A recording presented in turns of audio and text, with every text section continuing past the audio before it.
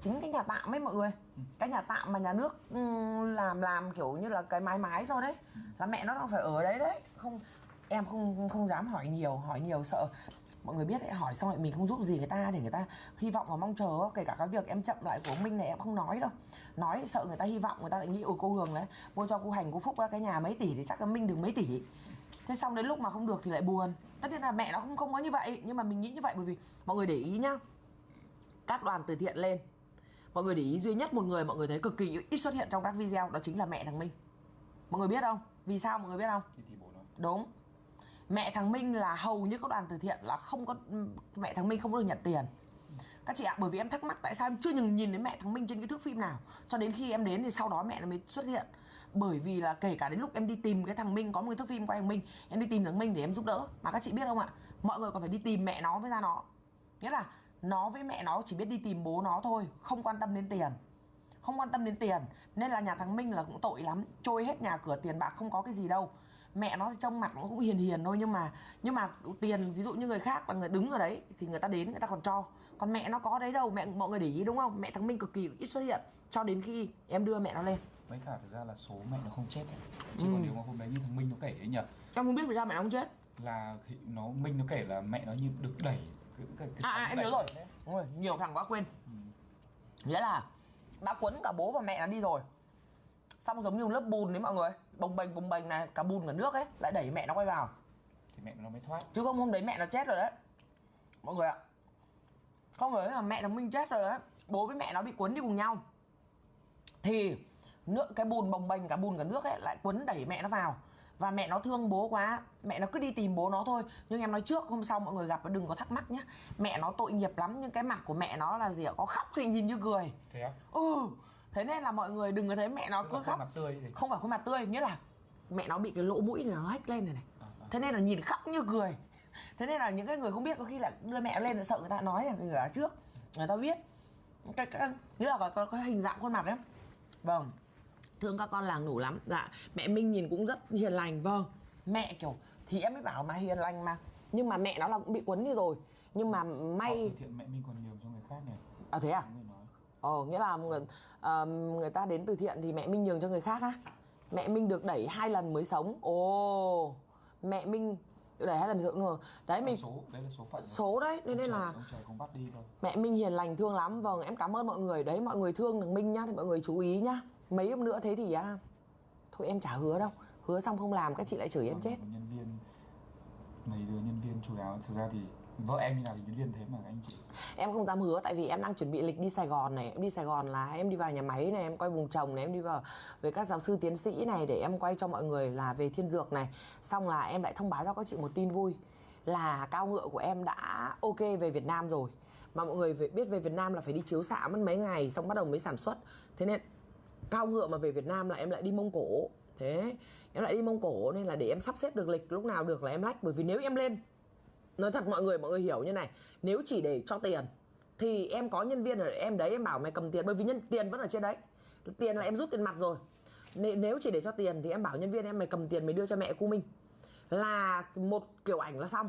Nhưng mà chỉ được 500 thôi các chị ạ. Nên mọi người thương nó, mọi người phải nhìn rộng cho em. Là em cho nhân viên cầm tiền sang chỉ chụp một kiểu ảnh là xong, giao hết trách nhiệm, đúng không? Thế nhưng em cũng phải sắp xếp vào công việc của mình. Sắp xếp vào công việc của mình. Em cảm ơn chị Thụy Tina. Em phải sắp xếp vào công việc của mình để được quyền lợi cho nó, được một tí cho nó. Bây giờ còn cầm tiền của nó thì mọi người còn quan tâm đến nó. Mọi người có tin không? Em trả tiền cho nó xong một phát là các chị không ai quan tâm nó nữa luôn. Không biết là ai đâu. Bởi vì mọi người không biết nó là ai. Và mọi người nó nhận được tiền rồi là mọi người không quan tâm nó là ai. Nên em cố tình em chưa đưa. Để đến hôm em lên em đưa. Thì nếu như em lên để em đưa tiền mà em chỉ cầm tiền để em đưa thì em cho nhân viên em tự đưa cho nó nhanh. Còn nếu mà để em đưa mà em bò từ đây lên đưa tuẹt tiền cho nó thì cần gì phải em đi. Thế nên là mục đích của em là em cũng vẫn phải muốn nó thêm được 1 đồng 2 đồng thì là tốt cho nó.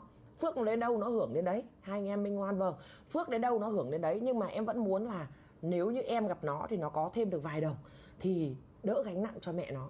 Mua hóng cao ngựa thì dùng thử ngay hấp dẫn quá. Ôi dồi ôi, Hôm nay em lên em chỉ cần cho thằng Minh này thôi. Ôi, cho thằng Minh đấy. Hai anh em nó chỉ cần ngồi đây thôi các chị. Nếu các chị mà không ủng hộ bằng tiền, em cho thằng Minh cứ ngồi gạch đấy thôi là em cho nó tiền đấy. Lại có thêm nghề mới là đây là gọi là gì nhỉ? Gạch bút ăn tiền à? Cháu Minh hiền lành và thương lắm.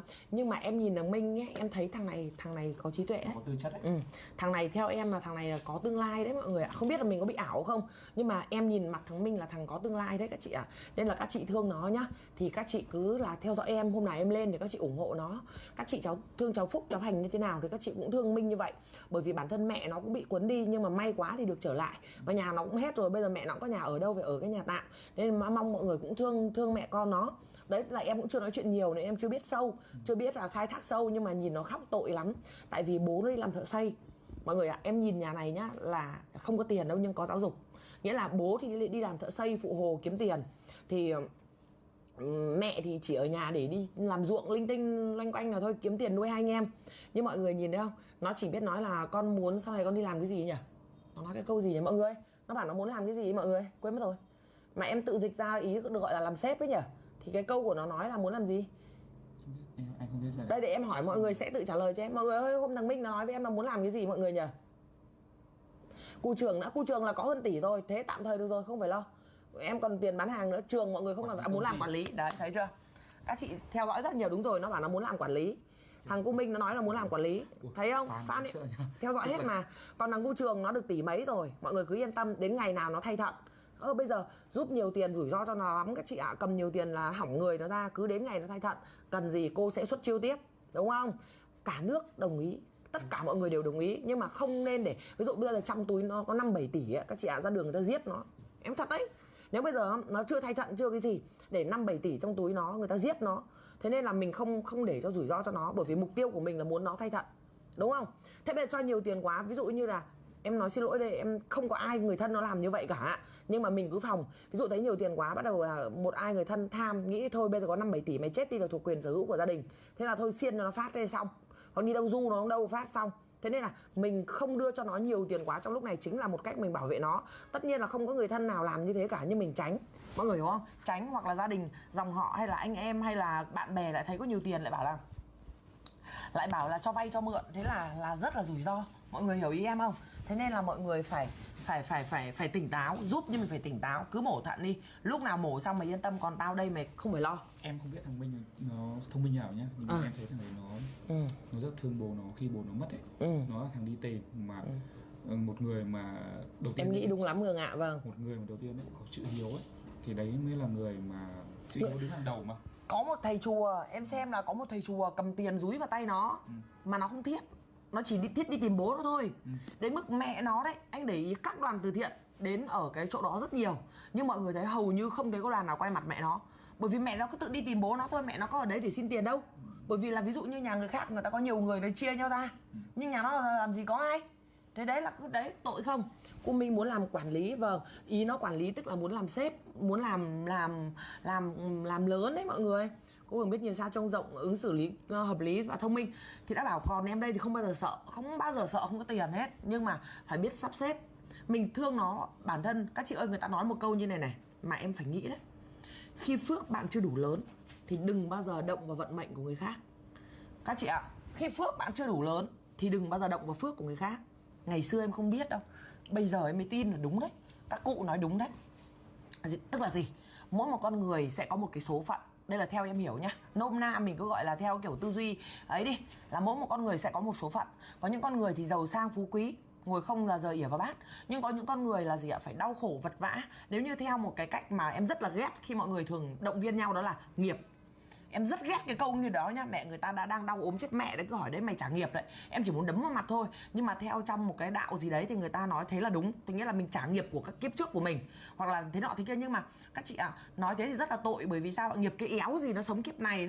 Bây tự nhiên cứ bảo kiếp trước nói như thế rất đau lòng. Ví dụ như em bị đứt tay chẳng hạn, ai bảo đấy nghiệp mày đến đấy. Tự nhiên em cũng tức các chị ạ. Em xấu tính lắm. Thế nên là em cũng thấy đấy. Nhưng mà mình ý mình nói rằng là gì? Để em quay lại câu chuyện nữa là gì? Thì mình đang nói ví dụ như thằng Cu Trường chẳng hạn, thì có thể là đối với rất nhiều người bị thận giống như nó, rất nhiều người bị ung thư như nó, rất nhiều người bị tai ương vạ gió, rất nhiều những đứa trẻ con tội nghiệp, đúng không? Thì theo như là gọi là gì anh, chùa nó gọi là gì nhỉ, theo Phật à, đạo Phật à, hay là theo một cái gì đó gọi là tín ngưỡng à, theo cái tín ngưỡng gì đó thì người ta gọi đó là nghiệp, thì cái là gì, là trả nghiệp. Thế có những người nào mà họ tốt phước thì họ sẽ được một cuộc sống tốt, còn những cái người nào mà họ phước không dày thì cuộc sống của họ không như thế.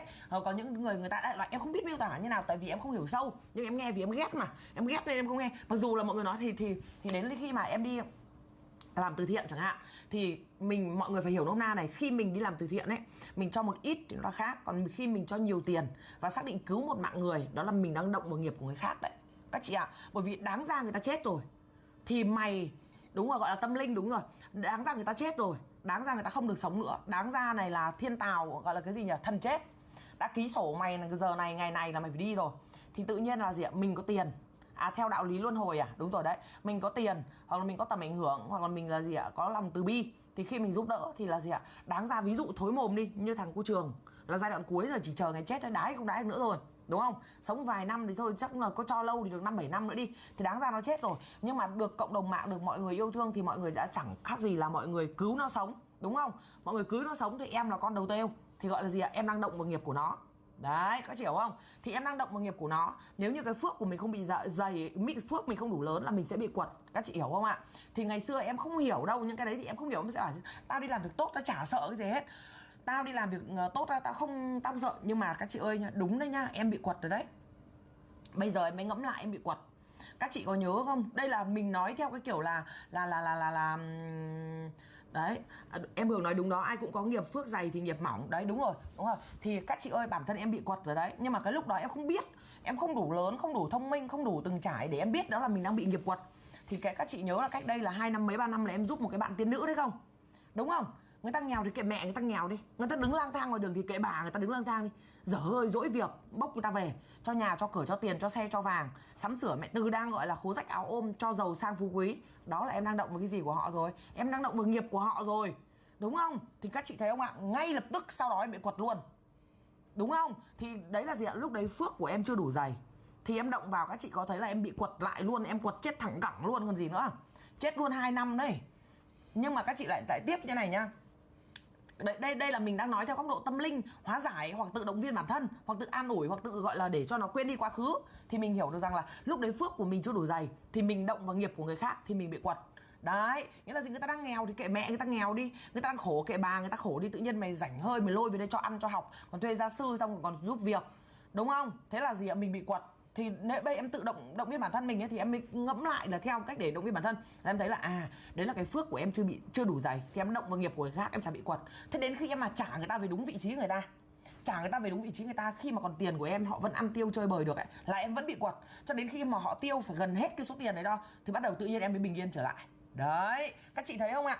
Thì trong cái thời điểm đó thì lại cũng có một người cũng động vào em. Đấy, là cái chị gì thì mọi người biết rồi. Cho ăn, cho chơi, cho tiền, thiếu tiền, cho vay tiền, tất cả mọi thứ, suốt ngày lên mạng chửi em, chửi 40 ngày. Thì chị đấy cũng bị quật lại luôn, cũng đai luôn, đi ngủ với dế rồi. Đúng không mọi người? Tức là gì ạ? Động vào phước của người khác thì chị đấy lại bị quật. Rồi, chị đấy là động vào phước của em, còn em lại động vào nghiệp của người khác. Thì em không biết em có bị ảo tưởng và tâm linh không nha. Thì sau đó bắt đầu là gì? Em vẫn cố gắng và em thật sự em không phục. Em không phục bởi vì em bảo tại sao mình sống tốt thế, mình cũng tử tế như thế mà tại sao mình lại bị như vậy.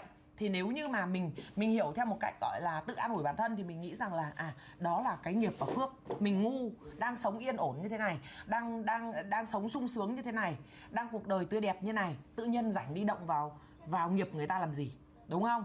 Thế nhưng mà đến sau này thì các chị ạ, em cũng giúp rất nhiều những người khác. Và mọi người thử để ý hộ em đi ạ, hầu như những người mà đi làm từ thiện kiểu gì cũng có một cái biến cố nào đấy. Các chị ạ, các chị cứ ngẫm lại tất cả những người đi làm từ thiện, hầu như ai cũng có biến cố nào đấy. Nhưng nếu như mọi người để ý tiếp, khi mà bước được qua cái biến cố đó mà biết kiểu nghĩa là cầm nắm lại cái cảm xúc được của mình ấy, cầm nắm và cân bằng lại được mình ấy thì sẽ an toàn. Thì các chị thấy không ạ, bây giờ thì em nói thẳng ra là em cũng có kỹ năng một chút. Lúc trước là cảm xúc, yêu là yêu, ghét là ghét, thích là thích mà không thích là không thích, sai là nói luôn. Đấy cũng là một cái ngu đấy mọi người ạ. Thì là sao? Bây giờ là em khôn hơn, cái nào cảm thấy không thích im lặng lẽ rời đi. Cái nào mà cảm thấy ổn, ok thì mình là tiếp tục.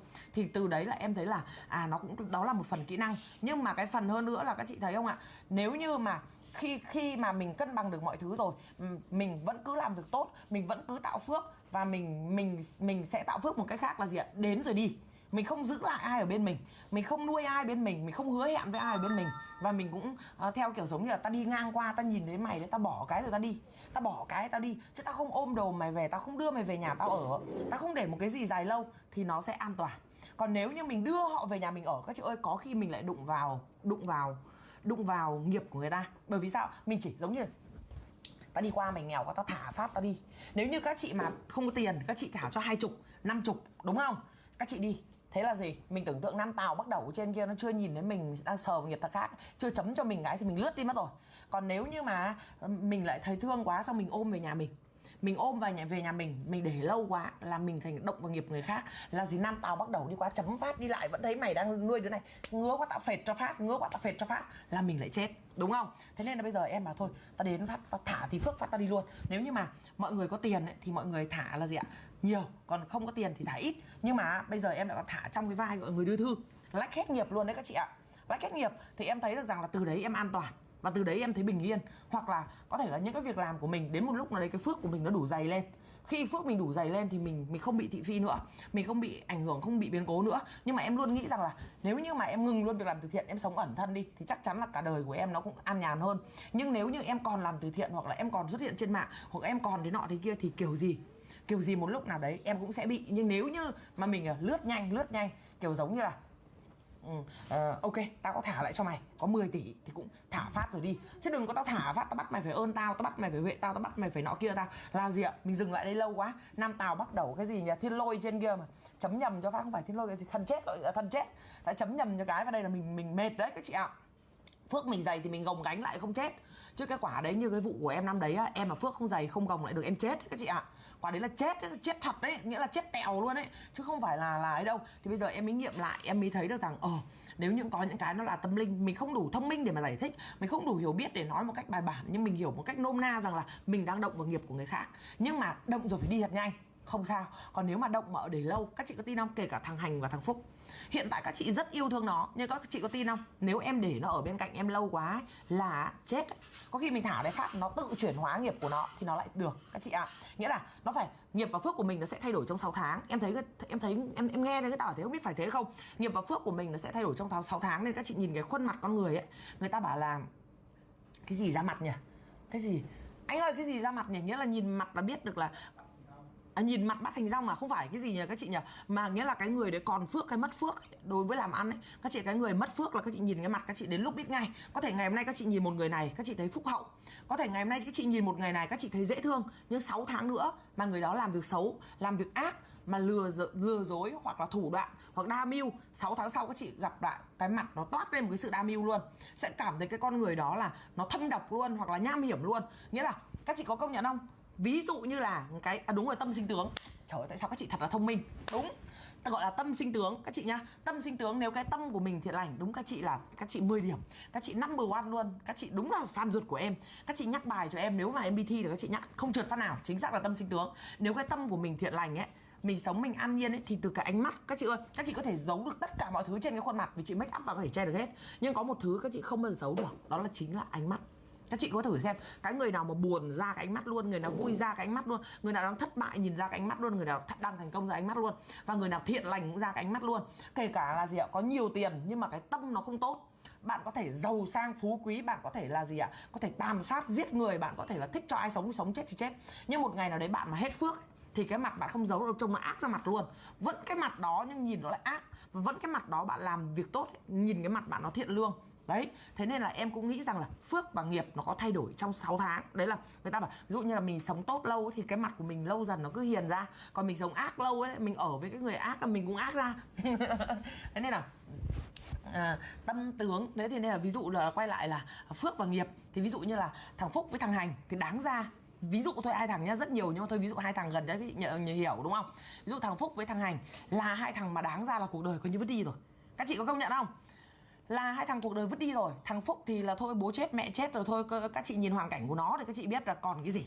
Không thành thằng ăn cướp là may rồi. Còn các chị nhìn thằng Hành, nó lại còn cạo quẹt cho nửa cái lông mày bay mất luôn, là đâu có phải là loại hiền, đúng không? Nhưng mà các chị thấy không ạ, khi biến cố, nếu như không có các chị xuất hiện, nếu không có cộng đồng mạng xuất hiện, nếu mà không gặp cô Hường, các chị có tin không? Chắc chắn với các chị một điều, thằng Hành bỏ học rồi. Em khẳng định các chị thằng Hành bỏ học rồi. Và em, bởi vì sao? Khi em đưa Phúc Hành lên nhiều thì mọi người mới biết, mọi người mới giúp đỡ nó nhiều. Tất nhiên là cũng có nhiều người đưa, và tất nhiên là cũng có nhiều người tốt, nhiều người giúp đỡ, không phải là một mình em. Nhưng mà mọi người thấy thì ví dụ những trường hợp khác đây, đây những người khác đây, giờ đơn giản nhất là thằng Minh này, thằng Minh này, em không đưa lên thì mọi người đâu có đến ưu tiên thằng Minh đâu. Nhưng mà em đưa Phúc Hành, ai thấy làm cái gì cũng phải quay Phúc Hành, bởi vì ra chỉ có nhắc Phúc Hành mới nổi thôi. Thì chỉ nhắc Phúc Hành thì mọi người mới quan tâm. Còn thằng Minh đây, còn đầy thằng đây, đầy đứa trẻ con đây, sao không quay mà phải quay hai thằng? Bởi vì hai đứa đấy được em nhắc nhiều. Thì quay lại là gì ạ? Nghiệp và phước của nó. Thì nếu như mà đáng ra thằng Hành thì chả là thằng thực, nhìn thằng thứ cướp rồi. Thế xem bê bố chết mẹ chết thì chắc chắn với mọi người luôn là bỏ học. Bởi vì chính nó nói, chính cô Hành nó nói luôn là nó không đi học nữa, nó phải bỏ học bởi vì nó không có tiền. Các chị ơi, các chị về quê các chị biết kiếm 10.000 khó lắm. Bây giờ nhà không có, xe không có, đến cái xe đạp không có, đến con dao không có, cái cuốc không có, đúng không ạ? Bây giờ đến cái nồi mà ăn cơm vào mồm, đến cái bát sứt còn không có luôn. Mà các chị đi tìm một gói muối trong nhà không có luôn, thì nó sống bằng cái gì? Nếu mà để bố víu anh em thì mọi người biết rồi, bố nó chết rồi, mẹ nó chết rồi, ông nội nó chết rồi, bà nội nó chết rồi, ông ngoại nó chết nốt rồi, bà ngoại nó chết nốt rồi, thì theo mọi người nó bố víu vào ai? Thì thằng đấy là chắc chắn với chị bỏ học thôi, còn gì nữa đâu, đúng không ạ? Thế nhưng mà các chị thấy ông nó chuyển phước rất là nhanh. Em phải thừa nhận nhá, nó từ một thằng ngông nghênh, cái em nhớ hôm em gặp nó ở bệnh viện ấy, trông cái mặt vẫn ngang tàn lắm. Mặc dù cháu có què, cháu gãy cánh, nhưng mà cái mặt của cháu, mọi người để ý lại cái video đấy, dù rất đáng thương nhưng nhìn sâu thẳm ở trong đó là cái mặt này cũng là ngang tàn và ngông nghênh. Nhưng các chị thấy không ạ, thiện lương trong con người khi nó trỗi dậy, nó biết lắng nghe, nó biết thay đổi. Trong có 2 tháng trời các chị gặp thằng Hành, bây chị có nghĩ nó ra là thằng Hành nẹp bô năm xưa không? Đấy, khi nó thay đổi thế là gì? Nó đang chuyển nghiệp của nó luôn, nó đang chuyển từ nghiệp thành phước luôn. Mà khi mà là gì, nó được rất nhiều người yêu thương mà nó biết trân trọng điều đó, thì là các chị hiểu không ạ, nó phát ra cái tín hiệu. Nó giống như là phát ra cái tín hiệu như cái cần anten trên đầu này này. Nếu một người này mà bị nhiều người chửi quá thì là gì ạ? Sẽ càng bị mất phước. Nhưng khi mà nó được quá nhiều người phát ra cái tín hiệu rằng tao yêu thương nó, tao muốn những điều tốt đẹp cho nó, tao thương nó quá, tao khóc vì nó, tao thấy cái điều đau khổ khi một thằng trẻ con như vậy, là vô tình là gì ạ? Đáng là thằng này đến nghiệp rồi, thằng này chuyển là thành thằng bụi đời rồi, thành thằng ất ơ rồi, thành cái thằng gọi là gì ạ?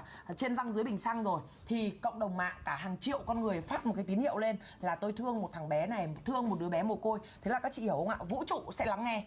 Khi vũ trụ lắng nghe hàng triệu người thì vũ trụ sẽ là gì ạ? Quay lại là gì ạ? Sẽ trao cho nó cái phước, là chuyển hóa nó. Và nếu như mà nó biết cái điều đó, nó chuyển hóa nó, thì nó lại trở thành là gì ạ? Từ nghiệp nó sẽ có phước.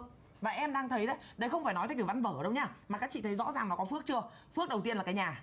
Cái đó mình phải, các chị ơi, phước gì thì nó phải là tiền. Phải phước gì thì cuộc đời phải có tiền thì mới có cuộc sống tốt đẹp được. Có cái nhà, có cửa, nơi ăn trốn ở, có cái xe, có cộ, có cái bát, có ghế, có bát, cái đũa, cái bàn, cái ghế thì nó mới gọi là có cái mà ăn được, đúng không? Thì mọi người thấy đúng không? Thì bản thân nó là gì ạ? Đấy là nó đã được chuyển từ nghiệp thành phước. Tiếp theo đến tại thời điểm hiện tại các chị thấy là gì ạ? Mọi người rất là yêu quý nó. Và nếu như nó bán hàng nọ kia, mọi người cũng rất là ủng hộ nó. Đấy là cái gì? Là phước. Nhưng nếu như nó biết là gì ạ?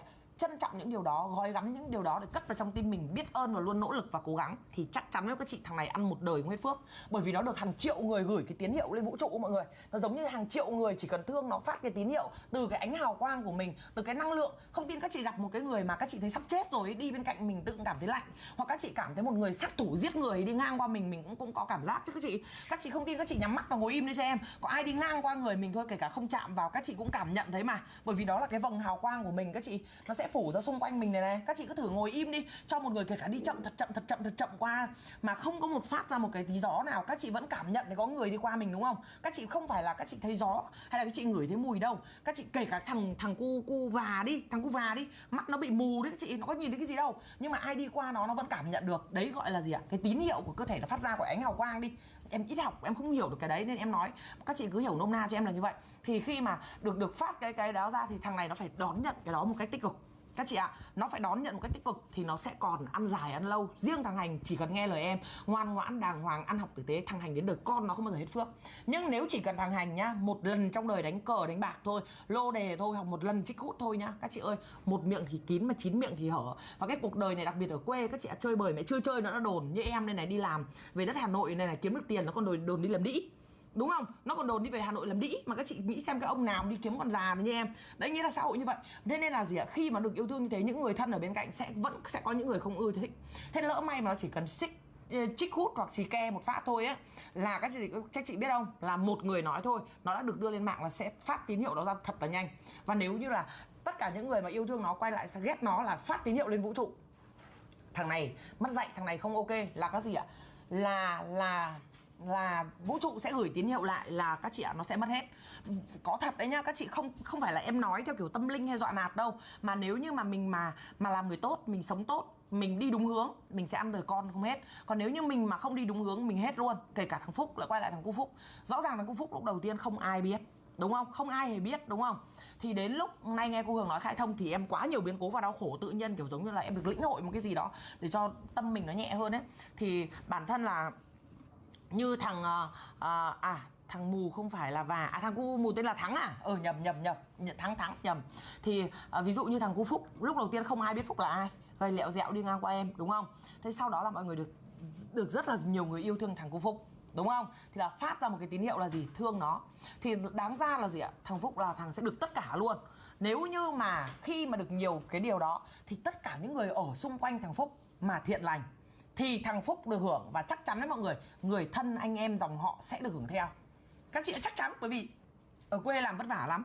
Nếu như mà thằng Phúc cái phước của nó quá lớn, nhưng nó là một đứa trẻ con, mà những người ở xung quanh nó có cái tâm thiện lành thì sẽ được hưởng cái phước của nó. Các chị ạ, sẽ được hưởng cái phước của nó. Vì bản thân em còn đi tìm người thân của nó hỏi xem có nghèo không để giúp đỡ mà. Bản thân em còn đi tìm đây này, đúng không? Thì là khi mà cái phước của một thằng trẻ con này nó quá lớn thì là gì ạ? Nó phát ra những tín hiệu và những người xung quanh sẽ được hưởng cái phước đó của nó. Nhưng nếu ở xung quanh mà lại không mang cái năng lượng tích cực, mà mang cái năng lượng tiêu cực, các chị có tin không? Ngay lập tức bị quật luôn. Em không cần nói gì, em chả cần làm gì, bởi vì chính em đâu có biết, đúng không? Em chỉ cảm nhận được thôi, chứ những việc đó em không biết. Thì các chị thấy không ạ? Thế đáng ra những người xung quanh mà đối tốt với nó, giống như thằng này nó có một cái quả phước rất là lớn này, đi qua tưới cho một tí nước này, đi lại tưới cho một tí nước này, đi qua nói lời ngọt ngào, đi lại nói cái lời tử tế này, thì là gì ạ? Cái phước của thằng này nó càng to ra, những người xung quanh sẽ được hưởng. Nhưng mà là gì? Nó có một cái quả phước rất là to, giống như là các chị tưởng tượng đây là một cái tượng đi. Thế là những người đi qua, đụ má mày ném cho một phát vào đây, đụ mẹ mày ném một phát đây, nhổ bãi nước bọt vào đây, xong là cay cú, đúng rồi, chị nói đúng, luật hấp dẫn, đúng rồi, chị nói đúng, luật hấp dẫn đấy. Cứ quay cú nhổ phì phát nước bọt vào đây, cay vào đây, thì bản thân là cái phước của nó có lớn nhá, thì các chị ạ, có nhổ thế nhổ nữa. Với cái phước của nó mà lớn ấy thì là sao ạ? Nó vẫn còn phước để mà sống. Nhưng nếu như tâm nó không đủ vững ấy thì nó sẽ teo dần phước của nó, là nó sẽ chuyển thành là gì ạ? Hư hỏng, đồ đốn. Nhưng nếu như chưa đến việc của nó bị gì thì các chị biết không ạ? Bạn nhổ nước mặt lên trời, nhổ nước bọt đi, bạn ngửa mặt lên trời, bạn nhổ nước bọt, việc đầu tiên ấy, nước bọt chưa vào mặt thằng kia đâu, nó bay ngược vào mặt mình trước. Thì việc là bạn đụng vào người có phước là bạn cũng bị vậy luôn. Các chị không tin thì các chị cứ lên chùa, các chị cứ nhìn những ai mà đi lên chùa, đi đái vào chùa, đái vào tượng hay đập tượng chùa là các chị ạ, là kiểu gì các chị cũng sẽ bị quật. Thì đây là thằng Phúc là là có một quả phước rất lớn, vì từ thằng Phúc rất nhiều bệnh nhân được giúp đỡ, từ bệnh nhân Việt Đức, từ bệnh nhân ở bệnh viện, tất nhiên là mình đi giúp nó, nhưng mà từ nó là nó đã làm một quả phước rất lớn. Thì là bệnh nhân ở bệnh viện Lào Cai này, các bệnh viện, và chính thằng Trường cũng là được phước từ thằng Phúc đấy chứ đâu, đúng không? Các chị ơi, thằng Trường được phước từ thằng Phúc chứ đâu. Thế nên là gì ạ? Nếu như xung quanh, những người xung quanh nói lời tốt đẹp, tất cả những người xung quanh thì là gì ạ? Lại được hưởng cái phước của nó. Nhưng các chị thấy không? Tất cả những người mà đay nghiến, tất cả những người làm việc xấu với thằng Phúc, các chị thấy nó có làm gì đâu, nó cứ ngồi yên thôi. Thì tự nhiên là gì ạ? Bật ngược lại. Và bản thân thằng Phúc khi được phước lớn nhá, thằng Phúc cũng bị trổ đấy các chị ạ, không phải không đâu. Thằng Phúc bị trổ. Bình thường nếu như có cha có mẹ, con em đây, nói thẳng luôn là con em lớn bằng đấy vẫn còn quát mỏi mồm, huống gì đứa trẻ con, đúng không? Nếu như có bố có mẹ thì sẽ bảo là con phải thế nọ, con phải thế kia. Nhưng mà không có bố mẹ để dạy dỗ thì thằng cháu của chúng ta là dại, có tí tiền, không biết làm chủ cảm xúc, không biết làm chủ bản thân. Đây. Đó. Anh vô duyên rồi đấy. Em chưa thấy cái thằng nào nó vô duyên như cái thằng chồng em thật đấy. Em nói thật đấy, anh hết từ hôm qua anh phá em đến hôm nay vô duyên vãi đái luôn, anh đi đâu khác. Thì Hường nói hay quá, như nhà tiên tri không thì em đang nói theo kiểu cách hiểu biết nhá, không phải dọa nạt, mà mọi người hạ cái tâm mình xuống, nhìn tất cả những mọi thứ xung quanh một cách là cái nhìn rộng hơn, và cái nhìn của sự bao dung và cái nhìn của sự yêu thương. Thì các chị nhìn thấy không, thằng Phúc là bị trổ rồi đấy, không phải không. Thì đáng ra có bố có mẹ thì bố mẹ nhắc là con ơi không được cái này, con ơi không được cái kia. Nhưng em đây này, sống lù lù đây này, mà con em nó còn sai đầy thứ, mà chả phải con em thôi mà là luôn em này Luôn em đây này, to xác như này này, tưởng là khôn ngoan đấy. Em còn làm ăn còn thua lỗ mà. Em cũng còn ngu dại mà, đầy thứ biết ngu vẫn làm mà. Có đấy các chị ạ, không phải không đâu. Đúng không? Biết kinh doanh cái này dại tự nhiên vẫn đâm đầu vào. Biết ngu rồi vẫn có ôm vào, xong lỗ chồng đít lên vỡ cả nợ rồi đấy. Có đấy chứ. Không phải vỡ nợ mà phá sản. Phá sản chứ vỡ nợ thì không vỡ được, vì em có nợ ai đâu mà vỡ. Nhưng mà các chị thấy không ạ? Thế nên là mình cũng không trách, nhưng mình đang phân tích ở dưới cái góc của Phúc. Thì cái việc trổ nghiệp của thằng Phúc nhá, nhưng nếu như thằng Phúc mà biết chuyển hóa thì đấy là gì ạ? Đấy là chính là nó làm nơi là nó mất tất. Nếu mà lại nói theo tâm linh này nha, lại nói nếu nó phân tích theo tâm linh thì đáng ra là bố chết, mẹ chết, một thằng bơ vơ, đúng không? Thì tất cả những cái xung quanh là nó đã gọi là rất là thiệt thòi như vừa nói rồi. Nhưng mà đáng ra như thế nó mà ngoan ấy, thì nó lại trả lại ra thằng Phúc hiện tại, đúng không? Thì tự nhiên là gì ạ? Lại anh ta lại sĩ lên, anh ta lại đi mua cái điện thoại, anh ta lại dại lên lại đi đánh game. Mà em hỏi các chị đang ngồi đây, em hỏi thật luôn, con các chị có đứa nào nghịch điện thoại không? Con em nói thật luôn là có, mặc dù em cấm luôn nhá, nhưng mà về vẫn phải mượn điện thoại tí, thỉnh thoảng xin bố mẹ cho bật tivi thì có chứ phải không đâu. Thì bây giờ một đứa trẻ mà không được giáo dục nữa, không có bố người mẹ bên cạnh nữa, bố mẹ thì điên lên cầm cây đập bụp cho phát, ông bà nào dám đập, đúng không? Thì là trẻ con mà có tiền trong tay mà ai mà làm gì được. Thì bắt đầu là gì ạ? Nếu phân tích về tâm linh, đấy là chính là gì ạ? Nó trổ nghiệp, nhưng mà vì cái phước nó quá lớn, đấy là cái cách trổ đấy là đang cứu nó một bàn nữa. Tại sao không mua điện thoại lúc nào mua đúng lúc cái bà Hường điên bà lên, đúng không? Tại sao không đánh game? Mẹ mày đánh game, mày mang tiền mặt mày đi mày chơi game thì bố tao biết, nhưng mà lại còn ngu đến mức lại chơi luôn bằng qua tài khoản, đúng không các chị? Thế thì suy cho cùng, nếu một cách sâu xa nhá, là nó đang là được cứu một kèo đấy. Bởi vì sao ạ? Khi em lên như thế em buồn, thật có buồn đấy, em có bị mất cảm xúc, có luôn. Nhưng bây giờ mình nhìn sâu xa lại thì nó vẫn có rất nhiều cái đáng thương và tội nghiệp. Và nó không phải là một thằng hư hỏng, không phải thằng mất dạy, nó chỉ một đứa trẻ con bình thường, nó ngu dại mấy cái đấy thôi. Thì mình giang tay ra cho nó. Thì các chị hiểu không? Nếu mà nó lại gặp phải những cái người xấu mà bên cạnh đi qua nhổ nó bọt vào mặt nó, lại bảo ê mày ơi tiêu đi, ê mày ơi cho đây tao vay, ê mày ơi tao đi đánh bạc cùng mày, ê mày ơi, ê đi xì ke đi mày ơi, tao với mày đi xì ke, thì là gì ạ? Nó càng hỏng nữa. Nhưng có thể là phân tích theo nghiệp và phước, vì thằng này phước quá lớn thì cái lần trổ đấy để chính là cứu phước của nó. Hoặc cũng có thể là chính bố mẹ nó, mọi người ạ. Có khi nó đang bị hụt hẫng mua điện thoại chơi cho đi buồn, nó có điện thoại mà, thì là gì ạ? Cái điện thoại nát thôi, thì có thể là gì ạ? Chính bố mẹ nó ở dưới suối vàng là đang cứu nó một kèo nữa. Bởi vì sao ạ? Tao cho mày trổ luôn cho bà Hường bà nhìn thấy. Bởi vì bố mẹ có thể không nói được, nhưng bà Hường bà nói một câu là mày không bao giờ mày dám. Bởi vì nói lệch cô Hường thì chỉ có ăn ship, các chị hiểu không? Lệch cô Hường là cô đi giúp người khác, cô không có rảnh thì là gì ạ? Đó sẽ là một bài học đắt giá và trừng phạt bằng cả tiền, và là gì ạ? Mất tất luôn. Đấy, nên là em sẽ cảm nhận theo ở một cái góc độ là về tâm linh, thì giống như là chính là bố mẹ nó đang cứu nó một kèo đấy. Có thể dẫn dắt đến lúc đấy là tự nhiên mày dở hơi mày đi đánh game, mày dở hơi mua điện thoại để cho bà Hường bà nhìn thấy. Chồng chị cũng mê game cả ngày đây à. Đấy, để cho bà Hường bà nhìn thấy, bà mới pheng cho thì là nên người. Nhưng các chị thấy không, nó từ một thằng đù đỉ, ít nói cậy mồm ra. Các chị nhớ những cái ngày đầu xuống đây cứ gọi là vâng ạ, cái gì vâng, cái gì vâng, cái gì cười. Còn bây giờ các chị thấy không, nó khác hẳn luôn nhá. Nó biết ăn, biết nói, biết cười, biết trêu, biết đùa. Nó nhanh mồm, nhanh miệng. Em nói xin lỗi một câu nhá, nhanh còn có khi còn hơn cả con, có khi còn hơn cả con của chị em mình, đúng không? Với mình ấy, mình muốn thay đổi mình còn phải mất thời gian. Mà các chị nhìn thấy không ạ, nó trong vòng có 1 tuần 10 ngày nó thay đổi một cách là ai cũng nhìn thấy như vậy. Thì mọi người nhìn thấy không ạ, rõ ràng là nghiệp nó trổ, nhưng mà chính lại là phước lớn. Nếu như nó biết thay đổi như thằng Hành, nó cứ như hiện tại thôi này, hiện tại nó đang thay đổi này, nó biết thay đổi, nó cứ sống như hiện tại thôi, nó có hết các chị ạ. Nó có hết, thấy đúng không? Thế các chị thấy em phân tích có đúng không? Thế bảo bố mẹ phúc linh thiêng lắm Hường ạ. Thì em cũng thấy là không phải riêng bố mẹ Phúc, mà em cảm thấy là cả cái làng Nủ nó linh thiêng. Khi bước chân vào đấy các chị ạ, những ai mà yếu vía về là không chịu được đâu. Đấy, các chị nhìn thấy bà Phúc lặn lội đi tìm con tìm cháu, xong lạnh xong là lại nhiều chuyện đấy, trổ là bây giờ là gì ạ? Bị ấy tim đấy, đau tim lại đấy. Nghĩa là ở đấy là hơi lạnh nó rất là nặng nề luôn. Với lại những người mà chết oan ức, chết đột ngột như thế họ ấy lắm các chị ạ. Chết một người đây là chết cả hàng làng, nó khác chị ạ.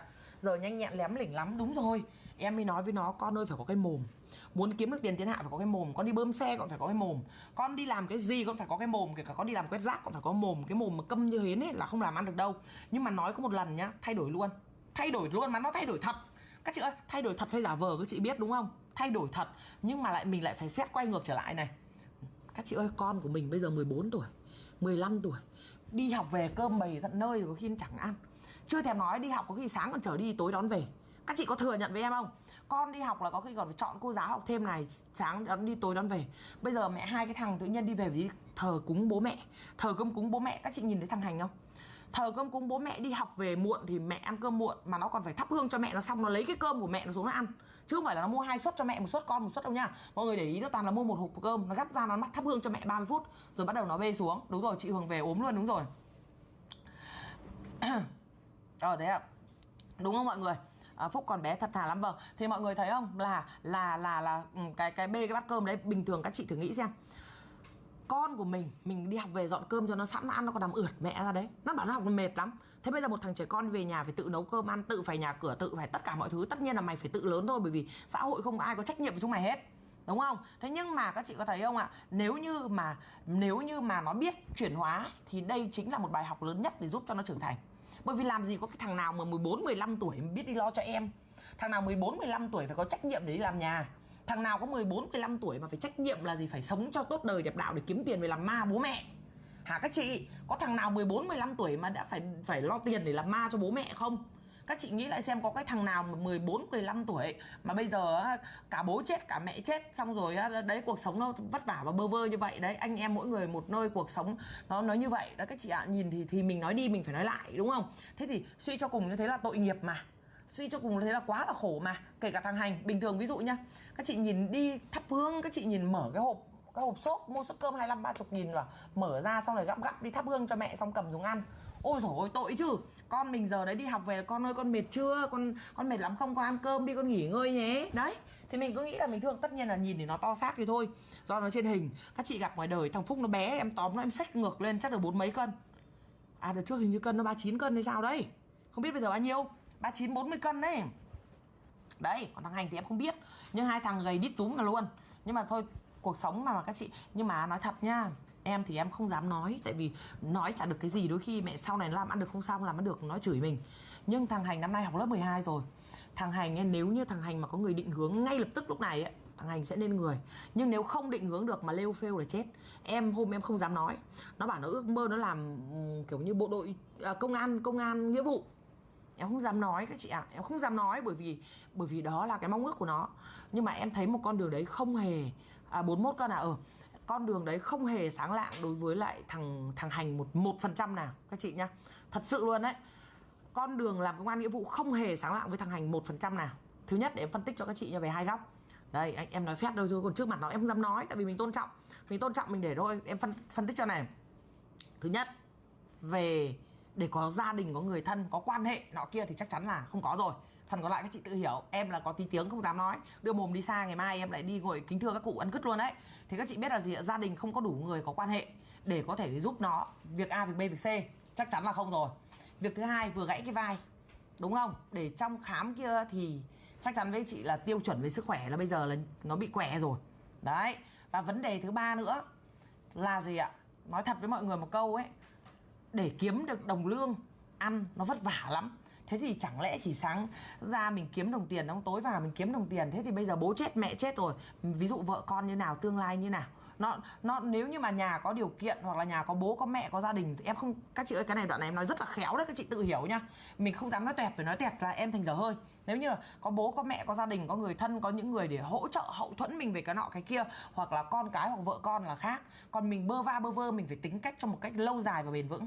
Thật đấy các chị ạ. Hôm nọ em xui nó, em nghĩ rồi nhưng em không dám hứa, bởi vì nói ra xong người Hường nói chuẩn à. Đúng, chị Hoàng Anh OC chị nói đúng luôn. Mình là người là gì ạ? Mình đi trước rồi, em là người đi trước và đi qua biến cố rồi, nên em hiểu. Thằng này phải khôn ngoan nhất trên cuộc đời này là thằng này phải học ngay một cái nghề. Đừng có suy nghĩ rằng là tháng 6 này con thi tốt nghiệp xong rồi con suy nghĩ. Nhầm. Ở nhà chơi trong 1 năm 2 năm bắt đầu bạn bè đàn đúm và các chị không thích học nữa đâu. Mà lúc đấy là gì ạ? Lạc trôi luôn. Mà các chị thấy không ạ? Không phải là em khinh, nhưng các chị thấy không, những người em giúp đỡ, cái người có tri thức nó khác hẳn luôn, cái người có học nó khác hẳn luôn. Các chị, tất nhiên là những người nghèo người ta mới cần tìm mình, nhưng những người nghèo nó lại mang lại đau khổ cho em, bởi vì họ không có va chạm, không có giao tiếp, họ không có hiểu biết. Và trong tất cả những người em giúp thì có đúng hai thằng này là có khả năng có tương lai nhất. Bởi vì sao ạ? Vừa là đủ lớn để chuẩn bị tốt nghiệp, vừa là gì ạ? Biết chữ. Khổ thế đấy các chị ạ. Thế nên là nếu như khôn ngoan nhất, thật sự luôn, thằng Hành này phải nên đi học ngay cho một cái bằng Y. Cái câu này em nói thật. Học bây giờ thi vào dễ ợt nó mà, các trường nó còn mở cửa nó đón kìa, nó có phải như ngày xưa thi vỡ mặt như anh em chị em mình đâu. Học ngay là một cái bằng Y. Nếu như mà mày khôn ấy, mày học được vào đại học răng hàm mặt chẳng hạn, Mày ra trường không lẽ cô không phím cho à? Bởi vì học đại học răng mặt ra trường lương cao lắm các chị ơi.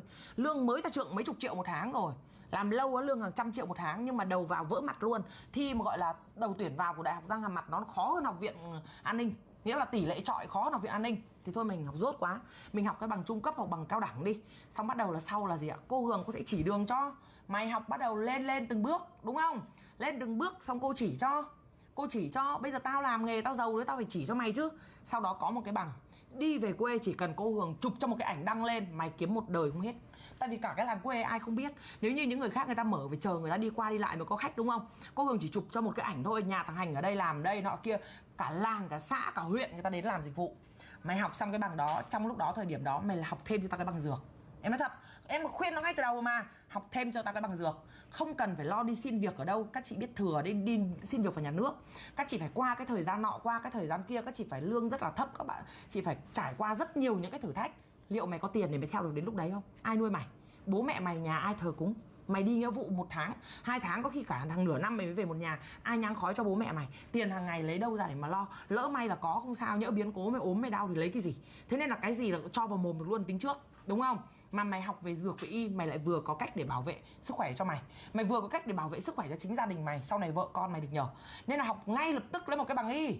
Bởi vì sao ạ? Ngu quá không biết xin được việc đâu, cô chỉ cho kiểu gì cô chả phím cho vài đường cơ bản. Học nếu đi về quê bạn không cần phải học lên đến đại học, học đi về quê bạn học đến bằng cao đẳng thôi, còn lại cô phím cho có cái nghề, đúng không? Kiếm bảo gọi là giàu như cô Hường thì thật sự em là thuộc rạch rời rơi xuống rồi, nên mình đừng đưa chúng ảo tưởng gì cho nó mộng mơ. Nhưng gọi là gì ạ, để kiếm được ăn chắc chắn không bao giờ chết, chắc chắn không bao giờ chết, đúng không? Nên là em là nếu như bây giờ thì mày học ngay. Trong lúc học đấy các chị biết học bây giờ nó rất dễ, nó không phải như ngày xưa chị em mình là thi vỡ cả mặt lên, xong là có khi thi 3 năm 5 năm rồi thi trượt cứ đi ôn thi để thi vào. Bây giờ đại học nó đầy, nó mở cửa đón kìa. Hôm nọ có một trường đại học cái nó bán kìa, còn nói với em là bán có 300 tỷ một trường đại học.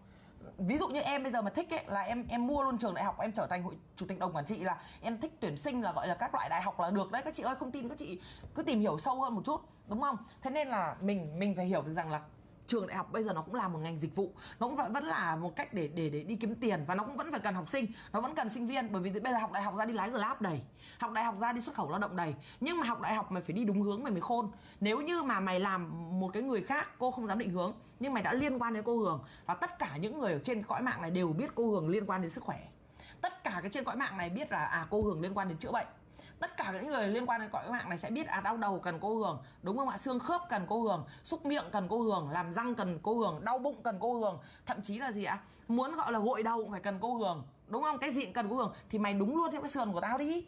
Nếu như bình thường em phải giấu nghề, đúng không? Bình thường em phải giấu nghề, em phải cho nó về nó làm nô lệ cho em, cho về làm nô lệ cho em để em kiếm tiền, nhưng đâu có nhu cầu đâu, chỉ cho mày đi luôn.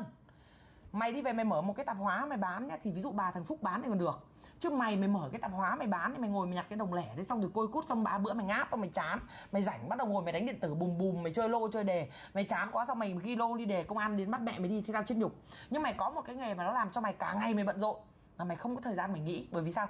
Em biết rồi, cái dân dược dân y rảnh ra là phải học chuyên tu, học nâng tay nghề, học các loại bằng, rồi học hỏi bạn bè. Và phần đa mọi người biết dân dược dân y rất là lành, không phải là tất cả sẽ vẫn có người nọ người kia, nhưng cơ bản chị cô Hường cũng có, đúng rồi, chị cô Hường có, nội tiết cô Hường có đấy, cái gì cũng có. Đấy là tệp fan của cô Hường là tệp fan quan tâm đến sức khỏe. Mà một khi tệp fan quan tâm sức khỏe là tệp fan gì biết không? Tệp fan có tiền. Không có những cái cháu học sinh ở lớp 5, lớp 7 không có. Mà tệp fan này làm chủ gia đình, là đi về quê chỉ cần là gì ạ, cô Hường cô truyền nghề cho thì cả huyện nó sẽ đến mày làm dịch vụ. Em tính rồi nhưng em không dám nói. Bởi vì sao các chị biết không? Nói ra người ta bảo đấy, vẽ cho lắm vào, xong 3 bữa 2 thằng nghiện ngồi đầu cầu đấy, người ta lôi em người ta chửi. Đã phải là chưa dính đâu, dính rồi chứ. Dính rồi nên là không dám nói. Nên là em nói thật, thằng Hành là thằng khôn ngoan nhất, ra trường học ngay trong cái bằng y, tiếp theo chơi ngay trong cái bằng dược, xong ra trường không được phép về mở ngay. Bởi vì mở ngay lấy đâu tay nghề, phải đi làm. Tao không cần mày làm thuê cho tao, mày không biết đến tao chỉ chỗ cho mày làm, kiểu gì tao chả có đủ bạn bè đồng nghiệp và mối quan hệ cho mày làm, đúng không? Mày phải làm để mày nâng tay nghề lên, để mày có trình độ, mày về mày chọc ven người ta, mày chọc vào đây chứ không phải là mẹ mày đi chọc nát tay người ta không có ven. Nó phải kỹ năng, rồi mày phải làm cho người ta, mày phải biết là làm thế này thế kia, thế A thế B thế C thế D, rồi mày mở một cái hiệu thuốc, mày biết người ta đau bụng uống cái gì, đau đầu uống cái gì, đau đít uống cái gì, đúng không? Thì mày mới phải làm thế thì mày mới làm được. Thì là gì ạ? Cô chỉ cho là chỉ một phát là đến đích luôn rồi, nhưng mà nó làm sao đủ trình độ để mà hiểu được nhá. Thằng này chỉ cần nghe em nhá, các chị có tin không, 10 năm nữa ấy, nó giàu, 10 năm nữa nó có tiền chục tỷ, các chị lúc đấy chạy theo nó không kịp, đúng không? Bởi vì sao? Bán thuốc nó cứ túc tắc cả ngày, mày ngồi đấy mày không chơi được. Mày lại thêm mở, ví dụ như đi về, em tính rồi, ví dụ như là như này, thằng này thì kiểu em nhìn cái mặt thằng này là em biết rồi, kiểu gì là thằng này có mảnh đất nữa. Em nhìn là biết kiểu gì thằng này có mảnh đất nữa. Bởi vì là cái kiểu chịu thương chịu khó của thằng này mà biết điều như thằng này thì dễ lắm. Thì một cái nhà của hiện tại nó mở cái nha khoa nó có tiền, các chị ạ. Nó mở tiêm truyền nó có tiền. Mày kiếm mảnh đất mua thêm cái nhà nữa. Nếu như sau này mua luôn trung tâm gần gần đấy thôi, 5 năm 10 năm 5 năm 10 năm nữa nó phát triển, lúc đấy là mày mở một cái hiệu thuốc nữa, vợ mày một cái hiệu thuốc, mày một cái phòng nha khoa, tao đảm bảo mày giàu nhất cái huyện đấy luôn. Giàu nhất cái huyện đấy luôn. Chưa thèm nói là gì, nếu mày nghèo mày ngu quá thì ở trên tầng 2 mày làm nha khoa, ở dưới tầng 1 mày bán thuốc, mày vẫn có tiền. Đúng không các chị? Đấy là em đang tính gọi là một cách thôi nói ra chúng nó bảo mẹ cần đéo gì mày. Thôi mình lại ngu, em mắc hay bệnh nhiệt tình đấy các chị ơi. Em hay bị mắc bệnh nhiệt tình ấy các chị. Hoa Hường tư vấn cho cháu đi không ai dám nói. Mình thế thôi. Với cả tính tiết kiệm biết giữ tiền. Đúng, thằng Hành biết giữ nha, không hoang tàn đâu. Đi mua đồ nó, cái bàn học nó không mua. Nó bảo các chị là như này, em học sắp tốt nghiệp rồi, mua cái bàn phí. Kinh chưa? Biết nghĩ đấy. Thằng khác mà tiền chùa cho mua xoại cánh luôn. Đây biết nghĩ đấy. Cháu quá chuẩn luôn, hướng tính tương lai cho Hành thế là quá tốt thì thế. Cái tiền mà đi nọ đi kia là đi đến đích luôn. Với người khác thì không ra tư vấn, bởi vì mỗi một người một hoàn cảnh khác nhau. Mỗi một người một hoàn cảnh khác nhau. Hoàn cảnh của nó thì nó phù hợp với những việc đấy, còn hoàn cảnh của người khác thì chưa chắc đã phù hợp. Nên là em nói thế các chị đừng có gì sai, xin lỗi nhá. Đừng bảo em mà dạy đời. Chị tư vấn cho cháu Phúc đi à? Em sắp biết tiên tri vận mệnh của con người luôn đấy các chị. Các chị thấy em nói về cuộc đời thằng Phúc và thằng Hành như thế, các chị thấy đúng không? Thằng Hành mà làm đúng như em nói nhá, cô Hường chỉ cần chụp cho một cái ảnh PR thôi, tao đảm bảo mày làm mày 10 năm không hết khách. Bởi vì cả cái huyện mày làm gì ai không biết tao. Mày ngu lắm. Mày phải kế thừa luôn, đang được cái sự nổi tiếng và yêu thương của cả nước, và cả cái huyện này nó biết mày. Mày phải kế thừa cái đấy. Chứ mày đi làm công an nghĩa vụ thì ai biết mày là ai. Mày kế thừa cái đấy xong là cả ngày mày ngồi mày làm tất cả những việc của tao. Một ngày mày kiếm tiền là mày đếm không hết. Nói thật là các chị ạ, ngồi đếm không hết tiền. Phải biết, mình phải biết tận dụng là trước mắt mình có sự nổi tiếng, mình có sự yêu thương, mình có cái sự là gì được ngoan ngoãn. Mình rõ ràng từ một thằng ngông nghênh mà mình thay đổi hoàn lương như thế, người ta càng yêu quý mình hơn. Đúng không? Mình cứ im đù đần, người ta bảo mẹ cái thằng này ngáo ngơ. Nhưng mà mình rõ ràng là mình là một thằng ngông cuồng mà mình lại mình thay đổi như thế, người ta thích lắm. Người ta, bởi vì sao? Người ta nghĩ là mình là con người biết suy nghĩ. Đấy, thì là người ta sẽ càng yêu thương mình hơn. Thì mình phải biết tận dụng. Giống như ngày hôm nay em bảo mày kiếm được tiền mày kiếm đi, mày kiếm nhanh. Bởi vì tao biết 3 tháng nữa không ai biết mày là ai luôn. Xin lỗi cho em nhắc lại một câu, ví dụ như thẻ chẳng hạn, các chị rất yêu thích đúng không? Cô Hường không nhắc tên nữa ai quan tâm. Nhưng có tin không, giờ em đưa cho thẻ đây, thẻ lại hot. Nhưng mà là gì ạ? Em sẽ có rất nhiều người để yêu thương. Em không có nhiệm vụ là phải làm cho mọi người nổi tiếng. Bởi vì em là chủ doanh nghiệp mà, em đi kiếm tiền mà, em không phải đi người làm thuê cho mọi người đâu, đúng không? Em phải đổi mới bản thân mình chứ. Em phải gọi đi giúp cho mọi người nhiều, em đi làm phước cho mọi người nhiều chứ. Làm sao em phải chăm vào một người, chăm một người ta lại bảo em đấy mày đào mày lợi dụng, mà ở lâu lại thành là gì ạ? Em bị gánh nghiệp. Là xem em bị kiểu nghiệp quật là em đấy, giống như em vừa nói với chị đây, là em sẽ chỉ đến một phát rồi em đi để em còn giữ phước cho em. Còn nếu mà để lâu quá là mình đụng vào mệnh người ta, là chỉ có chính mình mới thay đổi được, chỉ có chính mình mới thay đổi được nghiệp và phước của mình. Chị ạ, Hường nói đúng à? Đấy, thì các chị thấy không ạ? Thì Hành thế là em bảo nó rồi, trong lúc này kiếm được tiền không có nghĩa là 1 năm nữa mày sẽ đứng lên đây người ta mua hàng mày đâu, có đâu. Không có đâu. Rời cô ra không, mày tao rời cô, không có cô đứng mày tao cạnh tao thách mày bán được 100 đơn luôn. Không có. Mà lại còn không dùng trên nick của cô mà trên nick của mày thì không ai mua, không ai làm gì hết. Nhưng mà nếu mà với ở làng quê, cô chỉ cần chụp cho một cái ảnh cô đứng ở cái cửa hàng này thôi, mày bán hàng từ sáng đến tối mà không bao giờ hết khách. Chưa thèm nói là đây là nói cháu cô Hường nó có thêm một cái sự uy tín và bảo hành, đúng không? Nên việc của mày chỉ có ngoan ngoãn và nghe lời làm đúng thôi. Bởi vì tao phải trả giá bằng rất nhiều ngàn tỷ rồi mới có được cái kinh nghiệm này. Tao lên voi xuống chó rồi, cả nước còn chửi cho như con chó 2 năm trước rồi, đúng không? Mà phải tự gọi là nội lực cố gắng, có ai chỉ đường dẫn lối cho đâu, tự mà phải cố gắng tự thay đổi lại. Nên là bản thân em thật mọi người, em bị trả cái giá đắt lắm. Em trả cái giá đắt lắm em có ngày hôm nay, nên em cái cách nhìn của em, cách nhìn con đường đi của em nó khác. Làm răng ấy có kiếm được tiền đấy mọi người ạ, không phải không đâu. Nhưng nếu phải trình độ tốt, giỏi, có chuyên môn, có kỹ thuật thì làm nó không bị hôi, nó đẹp người ta mới đến làm. Chứ không phải là các bạn học xong là bạn ra bạn làm đến mồm người ta thối hoắc lên, xong hỏng răng người ta kiện cho đi tù, người ta đấm không đi tù được, nhưng người ta kiện cho mẹ suốt ngày ồn ào là chết. Thế nên là mình vẫn phải học hỏi, vẫn phải có kỹ năng. Chả lẽ cô không dạy cho mày tí nghề à, đúng không? Thế nên là phải đến tuổi đi thanh niên nghĩa vụ, tay nó gãy thế ai nó gọi mà đi, Tay nó gãy thì ai mà gọi mà đi. Chưa thèm nói thì nhà thì còn vừa tăng tóc chết như thế, chắc chắn nó phải được vào cái dạng ấy rồi. Tay gãy như thế nó sẽ không, em nghĩ là không phải đâu. Đấy, các chị thấy Hường nó chuẩn à? Đấy, em Hường nói đúng à? Thế thì em mới bảo mà nó mà vào công an nghĩa vụ là sai lầm bước đầu tiên trong cuộc đời của nó. Thứ nhất không vào đâu, không vào được xong lại mất công ngồi buồn. Ngồi buồn xong rồi tiếc giấc mơ. Mà em thấy trên cuộc đời này giấc mơ nào cũng thấy cứ có tiền là tự nhiên tôi giấc mơ đấy nó đẹp mà. Còn nếu mà không ra được tiền đấy các chị, tất cả mọi thứ chỉ là gác lại đấy thôi. Nó chỉ gọi là thế thôi. Mình phải có mình phải đưa được cái linh hồn của mình nó lên thì mình mới là Hường rất tốt, nói rất chuẩn, không phải gì. Phúc à, đấy em tiên tri đấy, nghe lời em đi. 5 năm nữa mà thằng cứ nghe đúng lời em, cho em 5 năm nữa thằng này thì mới học xong này, đi học tầm 2-3 năm đi làm nữa nè. Cho em 5 đến 7 năm nữa thằng Hành mà không có 10 tỷ trong tay, nó đi đúng đường em, nó không 10 tỷ trong tay các chị chặt đầu em đi. Em kê đầu ra chặt, em kê đầu của chị em chặt. Thằng Hành mà không có 10 tỷ các chị chặt đầu em đi. Nhưng đi lạc lối em đảm bảo các chị trong 5 năm nữa thằng Hành bán nhà. Còn em còn chị, khi mà rảnh rỗi ấy, sẽ sinh hư.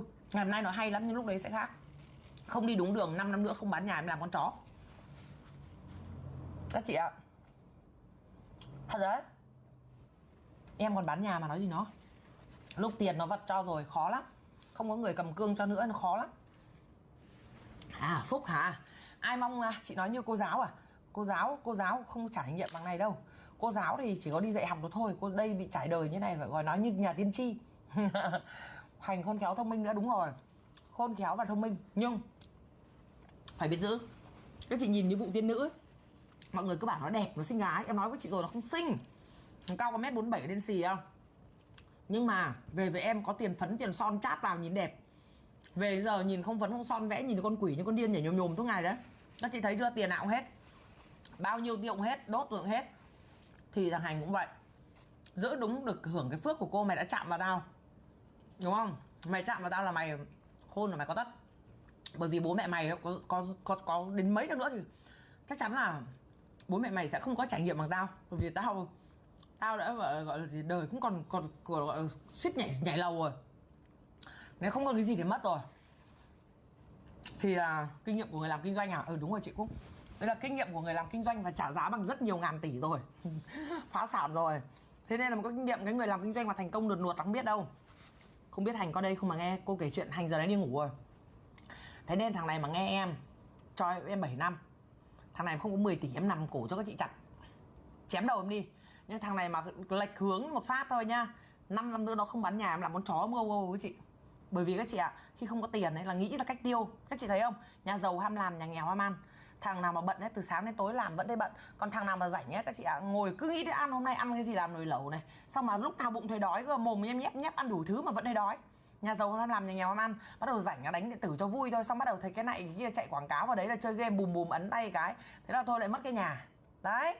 Tiên nữ nhìn chậm chạp à? Không những chậm chạp mà đã bảo rồi, có tiền phấn tiền son rồi, có phước mà không biết hưởng.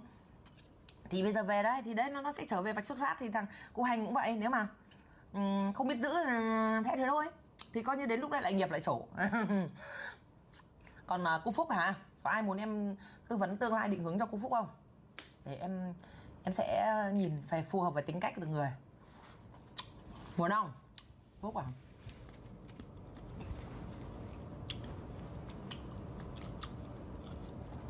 Tư vấn là tư vấn thật tâm nhá. Thật tâm á, không mang một cái tính chất gì hết. Cô Phúc ấy thì cho em nói thật là mọi người nhìn mặt nó thế thôi, chứ bản thân nó đi học bổ túc thì chúng ta cũng phải nhìn rất thẳng thắn với nhau. Đó là cháu của chúng mình nó học không có giỏi. Mọi người ạ, chúng ta phải nhìn rất thật với nhau là cháu mình học không có giỏi. Cô Hành là học giỏi hơn, tại bảo từ lớp 1, lớp 9 năm nào cũng được giấy khen. Thì chúng ta phải nhìn rất thật là cô Phúc nhà mình là học không có giỏi. Nhưng mà chúng ta phải hiểu một điều rằng là con đường đến với tương lai, học mà giỏi thì rất là tốt. Nhưng nếu học không giỏi thì cũng không phải là cái kết cuối cùng rằng đứa nào học ngu rồi cũng sẽ không thành người đâu. Ví dụ như em cũng không phải là người học giỏi đâu.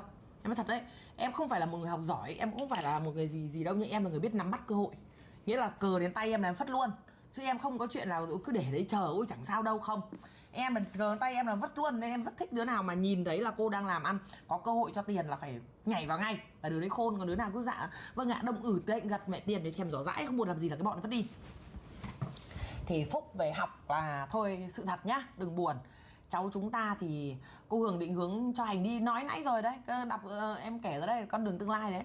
Còn cô Phúc thì theo em hiểu thì cháu chúng mình học bổ túc, thì học xong là ra trường là có cái bằng điện luôn. Thì nghề nào cũng là nghề, và nghề nào thì nó cũng có tiền, và nghề nào thì nó cũng có cái nọ cái kia, nghề nào cũng có cái gì đó thế nọ thế kia. Và các chị biết là học bổ túc thì nó cũng chẳng có gì là xấu, nó chỉ có là tại lúc đấy mình học ngu quá thôi. Thế nhưng mà mọi người mà nhìn rộng ra thì em thấy phân tích theo kiểu bình yên hay là phân tích theo kiểu đột phá, em sẽ luôn phân tích theo hai kiểu, bình yên hoặc đột phá. Thôi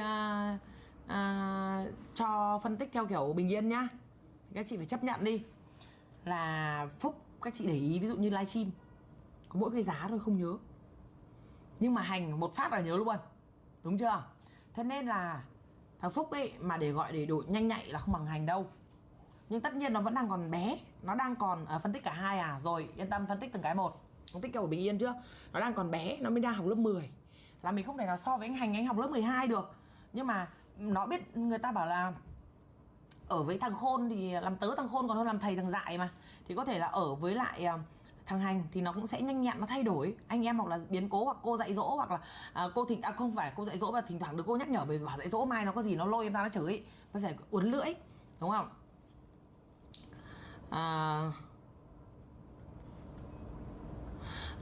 Thì là phân tích theo kiểu bình yên thì cháu Phúc nên làm một công việc an nhàn thật sự. Bởi vì thằng Phúc ấy nó thế thôi, nhưng mà nó lại là thằng rất nặng gánh mọi người ạ. Nó là một thằng rất nặng gánh. Nó đằng sau nó còn em, bởi vì bố nó chết rồi, mẹ nó chết rồi, người thân duy nhất trên cuộc đời của nó sẽ đi cùng được với nó, đó là em nó. Các chị ạ, ông bà chắc chắn sẽ rời đi, và ông bà cũng không thể thương nó được bằng anh em nó đâu. Các chị ạ, ông bà không thể thương nó được bằng anh em nó đâu. Bởi vì khi mà ông bà thì sẽ có cháu nọ cháu kia. Nếu như mà ông bà mà thương cháu này nhiều thì đứa cháu kia nó sẽ buồn. Thế nên là đôi khi là ông bà mình chỉ thế thôi, thương theo kiểu ở chăm đến đấy, lo đến đấy, cơm nước đấy, giặt giũ đến đấy, được chưa? Bà ngoại thì ok, ai ở gần được thì còn ok. Ví dụ như ở xa quá thì mọi người ạ, nó cũng khó. Và tốt nhất theo em thì nên đi trên đôi chân của chính mình thì là tốt nhất. Thì xác định là anh em dựa vào nhau thôi, hai anh em ruột dựa vào nhau thôi, lúc đau lúc ốm lúc nọ lúc kia thì có nhau thôi. Còn đừng bao giờ mong chờ một cái gì xa vời. Mặc dù bây giờ ông bà ngoại rất tốt các chị ạ, ông bà ngoại rất tốt, nhưng các chị nhìn thấy ông em nghĩ cũng không sống được lâu đâu, yếu lắm rồi, chân tay lẩy giẩy rồi, xong sức khỏe gầy còm mà làm cái nhà cho cháu. Ông bà này cũng lon ton suốt ngày chạy ra chạy vào, đôn đôn đáo đáo. Các chị làm nhà các chị biết kiểu gì cũng mệt và ảnh hưởng sức khỏe, đúng không? Thì ông em cứ cho căng được chục năm nữa đi, không biết được không, cứ cho chục năm nữa đi. Còn bởi vì bà thì không giấu, bà bảo ông nghiện rượu mà. Nghiện rượu thì không phải nghiện rượu mà chửi bới hay nghiện rượu làm gì xấu, nhưng mà kiểu người ta bị giống như người thì nghiện thuốc lá, người thì nghiện nọ nghiện kia, thì ông thì cứ lại nghiện rượu, nhưng không biết bây giờ có nghiện nữa không. Thì em thấy là sức khỏe nó rất là yếu rồi.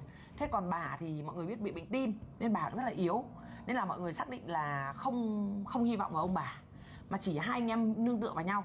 Mà khi hai anh em nương tựa vào nhau thì các chị lại nhìn lại là thằng em nó đang còn quá bé, đúng không? Thì tự nhiên là gì ạ? Nó chưa làm trẻ con xong nó phải làm người lớn. Nhưng nếu như mà hai anh em mà không ở cùng với nhau ấy thì nó sẽ bị mất phương hướng. Nó bắt buộc là thằng này phải ở với em nó thì nó mới có được chỗ bấu víu về tinh thần. Như mình cũng vậy thôi. Bây giờ mình cứ suốt ngày có mỗi thằng em, mà bản thân anh em nó thì cũng khá là thương nhau. Mà bây giờ không biết em mình sống hay chết, em mình đói hay no, em mình buồn hay vui, là với một tâm lý một đứa trẻ con là nó lại càng bị tâm lý thêm, nó sẽ bị mất phương hướng luôn. Nên để tốt đẹp nhất cho nó là phải để hai anh em ở với nhau, dù ở đâu cũng được, phải ở với nhau. Các chị ạ, thì thằng Phúc thì em thấy nó là bị nặng gánh. Các chị hiểu không? Nó thành là thằng bị nặng gánh. Thì bây giờ nó chưa làm trẻ con xong thì nó đã phải làm người lớn. Thì chắc chắn với mọi người là nó sẽ phải lo cho em nó thôi. Bởi vì ai nói hay đấy, bây giờ mẹ mày cứ ôm một đống nợ đấy, xem ai lo cho anh em mày. Chả có ai, nói thẳng luôn. Kể cả bản thân em, bây giờ bảo em đi bán nhà trả nợ cho cháu em á, mặc dù em rất giàu, nói thẳng luôn mọi người đấy, tao có tiền tao cho mày thì còn được, còn mày tao thừa tao dư tao cho mày được. Bây mày bảo tao bán nhà đi trả nợ cho cháu. Đến bản thân em nói thẳng với mọi người một câu, chúng ta phải đặt vào cương vị của nhau đi, là cái điều đó rất là khó. Các chị ạ, đôi khi người ngoài có thể cho được nha, người dưng nước lã, người không biết gì có thể cho được nha, nhưng người thân ấy các chị ạ, cầm được đồng tiền ấy có khi moi móc cả đời. Cái đấy là mình phải thừa nhận, đúng không? Mình không phải nói để góc độ nọ góc độ kia, mà nó là sự thật. Và bản thân giống như là em hoặc là các chị đây này, các chị thử nghĩ xem là các chị có dám bán nhà để đi trả nợ cho cháu chị không? Con các chị còn cả đống nên chẳng lo được chứ, trừ khi cháu của chị rất giàu. Cháu của chị rất giàu, cháu của chị rất nhiều tiền, các chị đến làm ô xin cho nó cũng được luôn. Còn bây giờ bảo bán nhà để cho cháu của chị có giấc mơ trong mơ, em chịu, em không bán. Nói luôn em không bán, em rất xấu tính nhận luôn nha. Chị Hường nói chuẩn này. Đấy, nhìn Phúc vậy chứ rất áp lực mà thấy thương Phúc. Thì về Phúc thì em thấy là cái chuyện đó không được, không sẽ vất vả. Và đừng hy vọng. Em không nói chuyện riêng với Phúc, chưa từng bao giờ nói chuyện riêng với Phúc, chưa từng bao giờ nói chuyện riêng với bà Phúc, chưa bao giờ gọi điện. Tất cả những cuộc nói chuyện gì có bao nhiêu trên livestream, tắt live phát em đi chỗ khác luôn. Tại vì em tránh để bị ảnh hưởng rủi ro, xong rồi người ta nghĩ này nghĩ kia. Mình một câu nói chuyện riêng với bà chưa bao giờ, một cuộc điện thoại chưa bao giờ. Và kể cả Phúc cũng vậy, kể cả không phải tắt live đi cô cháu nói chuyện, nó không bao giờ mày về việc mày, tao về việc tao, nhà tao rảnh đéo đâu. Tự nhiên ngồi đây xong mẹ đầu cũng phải tai, ngày mai tao đi dọn thức cho mày chết đi được, chạy ngay. Thì đấy, về Phúc thì nó là như thế. Thì nếu mà để tốt đẹp nhất ấy, thì nó thật, Phúc nó phù hợp làm giáo viên. Phải chấp nhận an nhàn mọi người ạ. Phải chấp nhận an nhàn, phù hợp làm giáo viên. Đi học, về Hà Nội học, xong về đi xin việc làm giáo viên, để ở bên cạnh em, để còn anh em nương tựa, lo lắng và quan tâm cho nhau. Bởi vì làm gì có ai hầu nó mãi, ai lo cho nó mãi được. Hướng bây giờ mới thì nói vậy thôi, cho 5 năm nữa ấy. Cứ nay đi về đi học phụ huynh bị cô giáo nó chửi, rồi 5 năm nữa bắt đầu đói ăn đói mặc, bắt đầu tuổi mới lớn của em trai nó bắt đầu chập chờn. Các chị lúc đấy tiền không có nữa, không có ai mà bao dung được đâu. Chỉ có bố mẹ ruột bao dung con, chỉ có anh em ruột bao dung nhau thôi. Còn người dưng người ta không làm cái việc đấy đâu, đừng có mơ. Bởi vì tất cả những cái chuyện hiện tại đang xảy ra như thế nào mọi người biết rồi, đang có tiền và nhiều tiền còn phang cho vỡ cả mặt cái kìa, lại chờ lúc nghèo có. Mơ đi, quên đi, quên mùa xuân này đi. Em it's me, người bỏ cả tiền tỷ đây này, chưa được một lời cảm ơn nhá, chưa được một câu cảm ơn thì đừng có bao giờ chờ Phúc nghèo mà có cái gì. Nói thẳng vậy cho vuông. Thì là thằng này sẽ rất là vất vả, nên chỉ phù hợp làm giáo viên. Chấp nhận một sự an nhàn. Về để vì sao? Vì gần em, còn dạy dỗ em. Nếu như mà sau này thì tính tiếp. Chứ còn nếu mà mơ mộng cao sang đối với Phúc là khó các chị ạ. Đối với Phúc là rất là khó. Bởi vì nó vướng nhiều quá. Bây giờ cứ nó rất là tội, nó vừa kịp thò lên là người khác lại đập cho nó tụt nó xuống, vừa kịp thò lên là người khác lại đập cho nó tụt nó xuống. Thì làm sao mà làm được, rất là khó luôn ấy. Nên là chỉ có cách thế thôi. Đúng rồi, thương Phúc vì nặng gánh, đúng rồi các chị ạ. Mình phải nhìn mọi hướng. Còn nếu mọi người bảo là thích đồ điện mà mở cửa hàng ra để làm kinh doanh ấy, với tính của Phúc chưa chắc làm được mọi người ạ. Hoặc là có thể sau này nó thay đổi, nó khôn khéo em không biết. Nhưng mà với tính của Phúc thì nó hơi khó đấy các chị ạ. Hơi khó đấy. Chỉ trừ khi mở cái tạp hóa bán. Tạp hóa thì mọi người biết chỉ đủ ăn thôi. Để giàu đột ngột thì khó luôn các chị ạ. Nên là em nghĩ là nó chỉ thế thôi. Hoặc là nếu như mà gọi là để đột phá nha, để nghĩ xem nào. Bài toán của Phúc là khó giải hơn đấy. Nếu mà để đột phá đấy thì làm cái gì? Mịt mù nhỉ.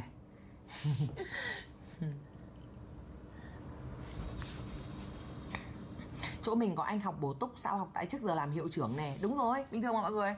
Học không giỏi sao làm được giáo viên. Ôi rồi làm giáo viên đâu có khó. Các chị ơi, đi kinh doanh mới cần phải nảy số đau đầu chứ. Giáo viên các chị dạy 10 năm, 20 năm, có mỗi cái quyển giáo án ấy, năm nào cũng chép đi chép lại. Mà lại không biết nữa thì làm được cái gì. Đúng không? Bạn giỏi thì bạn lên làm hiệu trưởng, bạn ngu thì bạn cứ yên tâm ngồi cái chỗ đấy dạy mãi nó không biết.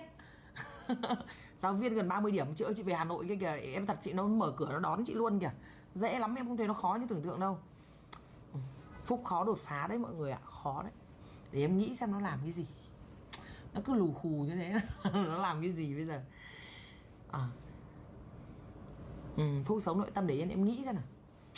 Cô truyền năng lượng cho Phúc để cháu có động lực cố gắng à? Nhưng cô cũng phải nhìn vào nó thực tế chứ, cô chưa kịp truyền đâu, để nó pheng cho cô vỡ mặt lên. Phúc làm giáo viên hát nhạc, Phúc hát không hay. Phúc nhiệt tình, Phúc ngoan, Phúc chịu khó, nhưng mà hát thì anh Hành hát hay, Phúc lại không hay bằng đâu. Thôi chấp nhận các chị ạ. Về làm phụ cho anh Hành là xong à? Thì đấy, đi về làm thuê cho anh Hành là xong. Hợp lý đấy. Hai anh em thế thì hai anh em dắt nhau đi học xong rồi về làm phụ nhau. Đúng, hợp lý. Anh Hành anh lẻo mép xong anh kiếm khách cho, xong rồi Phúc làm cho anh. Thế thì được.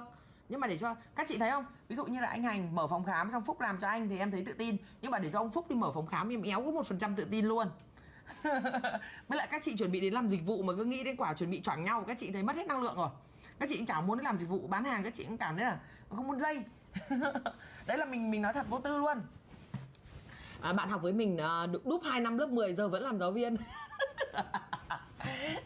Nhìn cái tướng cháu Phúc vất vả đó. Tướng thằng Phúc nó thoát ra 2 thứ trên đôi mắt của nó. Em nhìn đấy. Tại vì các chị ạ, em nhìn thấy trên đôi mắt của Phúc nó có toát ra 2 thứ. Nếu như mà thằng này biết chuyển hóa nha. Đây, em cho chị xem cái ảnh này. Hôm nay em ngồi em nhìn vận mệnh hai thằng này rồi. Nếu thằng này mà biết chuyển hóa thì thằng này sẽ cũng không tồi đâu. Nhưng mà phải thật sự nội lực, nó phải vượt được qua cơ. Đây. Ôi giời ơi. Em cho các chị xem một cái đây. Cả chiều hôm nay nhìn này. Đây em cho các chị xem nhé. Đây các chị nhìn đôi mắt này không? Đôi mắt này á là đôi mắt rất sáng luôn. Các chị ạ, đôi mắt này là đôi mắt rất sáng luôn. Nhưng phải biết chuyển hóa. Bởi vì đôi mắt này sụp buồn trong 1 giây luôn. Nếu mình phải biết chuyển hóa cái năng lượng của mình để đôi mắt này để trở thành là đôi mắt kiểu giống như là nhanh nhẹn ấy, nhanh nhạy ấy. Chứ còn nếu mà đây các chị nhìn đôi mắt này đẹp không? Nhìn đúng không? Trông mắt sáng này. Nhưng mà này, tôi xem lại. Nhưng mà đây. Đây, các chị thấy em nhà tiên tri Hoàng Hường không? Sụp buồn luôn trong 1 giây. Đấy, cũng vẫn là đôi mắt đấy. Nhưng rõ ban nãy mình nhìn sáng trông có năng lượng đúng không? Tất nhiên không ai bắt được. Nhưng mình sẽ nhìn mặt cả thần thái lúc bình thường và lúc không bình thường. Thì các chị nhìn vẫn cái mặt này lúc nãy sáng, vẫn cái mặt này lúc này nó chuyển buồn không? Đấy.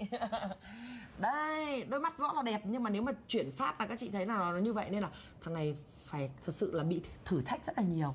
Nếu mà em đấy là nói thật. Nếu mà các chị, cái chuyện học nó không phải là vấn đề nhiều đâu. Mình cũng nghĩ như Hường chuẩn. Đúng rồi, Hường chuyển sang xem bói. Thầy Hường thì mọi người đúng rồi, Phúc vất vả hơn Hành, còn nó còn có em còn nhỏ. Vâng, nếu như thực ra nó có em mà em còn nhỏ ấy, mà nó không bị những cái nọ kia đau đầu ấy, hai anh em mà gọi là được sự giống như là hậu thuẫn hoặc là được sự yêu thương bao bọc của những người thân bên cạnh ấy, thì hai anh em này lại thành ngon các chị ạ. Nếu như tất cả những người xung quanh chỉ cần một thứ thôi là yêu thương nó chân thành, lại thành ngon. Nhưng mà cứ suốt ngày mỗi người qua rỉa cho nó phát, mỗi người quay lại vã cho nó phát, người quay lại tát cho cái, người đi qua nhổ nước bọt cho cái. Em lại thấy nó giàu có tí tiền lại tao cầu cho mày nghiện lòi mắt cho chết mẹ mày đi. Rồi đó, thấy cô Hường mà cho tiền lại bảo chứ ôi giời ơi, để cho xem được bao lâu. Rồi bao lâu thì xin lỗi một câu chứ, 1 đồng của tao, một ngày của tao thì bằng 1 đời mày.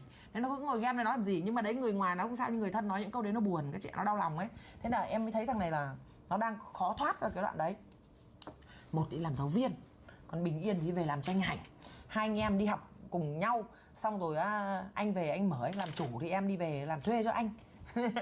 Phải nói là Hường à, chuẩn đấy chị Hường ơi, sao chị nói đúng thế. Tại vì đó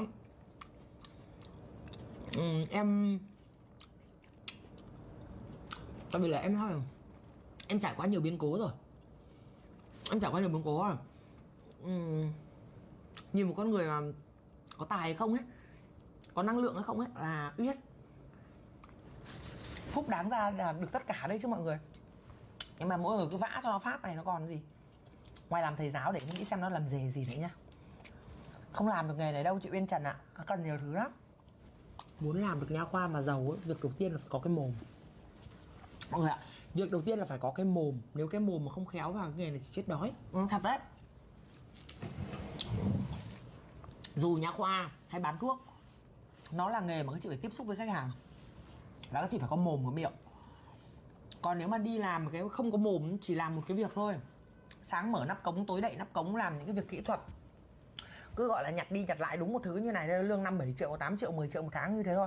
Muốn đột phá nó phải có. Phúc làm mẫu ảnh được, tao lại mày có 39 cân mẫu cái gì con điên này. Em nghĩ rằng Phúc nó cái gì nhỉ? Mũi của Phúc rất có hậu, đúng rồi. Các chị ơi, hai mặt thằng Phúc thì không có tướng phản chủ đâu. Các chị cứ yên tâm, em nhìn mặt thằng này là không có tướng phản chủ. Nghĩ xem nó là nghề gì cho phù hợp này. Cho Phúc đi học nghề thợ điện này. Học nghề thợ điện thì nói làm gì. Nó đang học rồi đấy. Nó học bổ túc ra trường có bằng thợ điện nữa rồi. Nói làm gì. Đúng rồi chị Phượng. Hành hợp làm nha khoa khéo mồm, đúng. Dù nha khoa hay bán thuốc, các chị phải có cái mồm. Có cái mồm có tất. Thì em nghĩ rằng Phúc này làm giáo viên đấy là nghề, em tính theo là nghề là Bình Yên rồi đúng không? Còn nghề đột phá đúng không?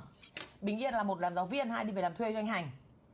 Còn là nghề đột phá này em xem nào. Phúc này, nhà tiên tri à, phải đừng có phá nó cơ. Phải người bên cạnh đừng có phá nó cơ. Còn nếu phá nó thì dứt mẹ chứ mà thì được. Dứt kiểu buông luôn, chỉ lo cho em mình thôi á, được. Nhưng thằng đấy sống nội tâm. Đời sống nội tâm hay nghĩ.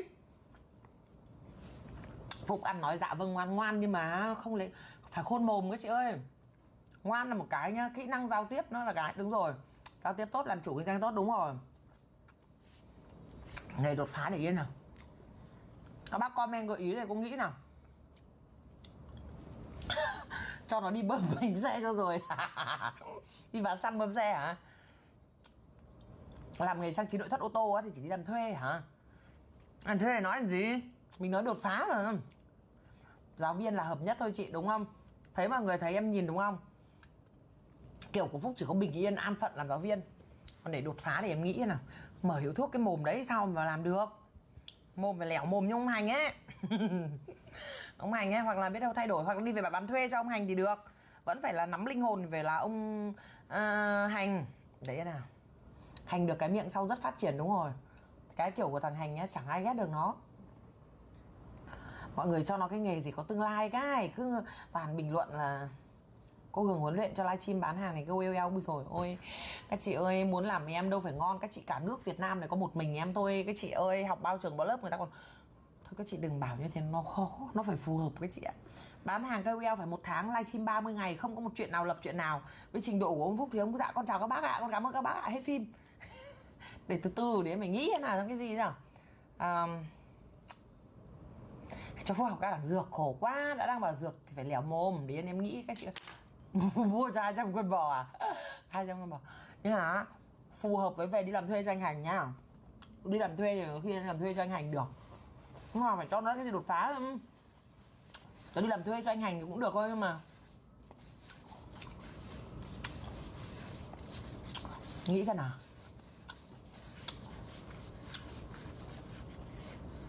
Làm MC dẫn chương trình, em dạy chị mẹ mồm con không mở được, chị bảo làm MC dẫn chương trình. MC chương trình là mồm nó phải như mồm em này này, nó da non không mọc được luôn đấy.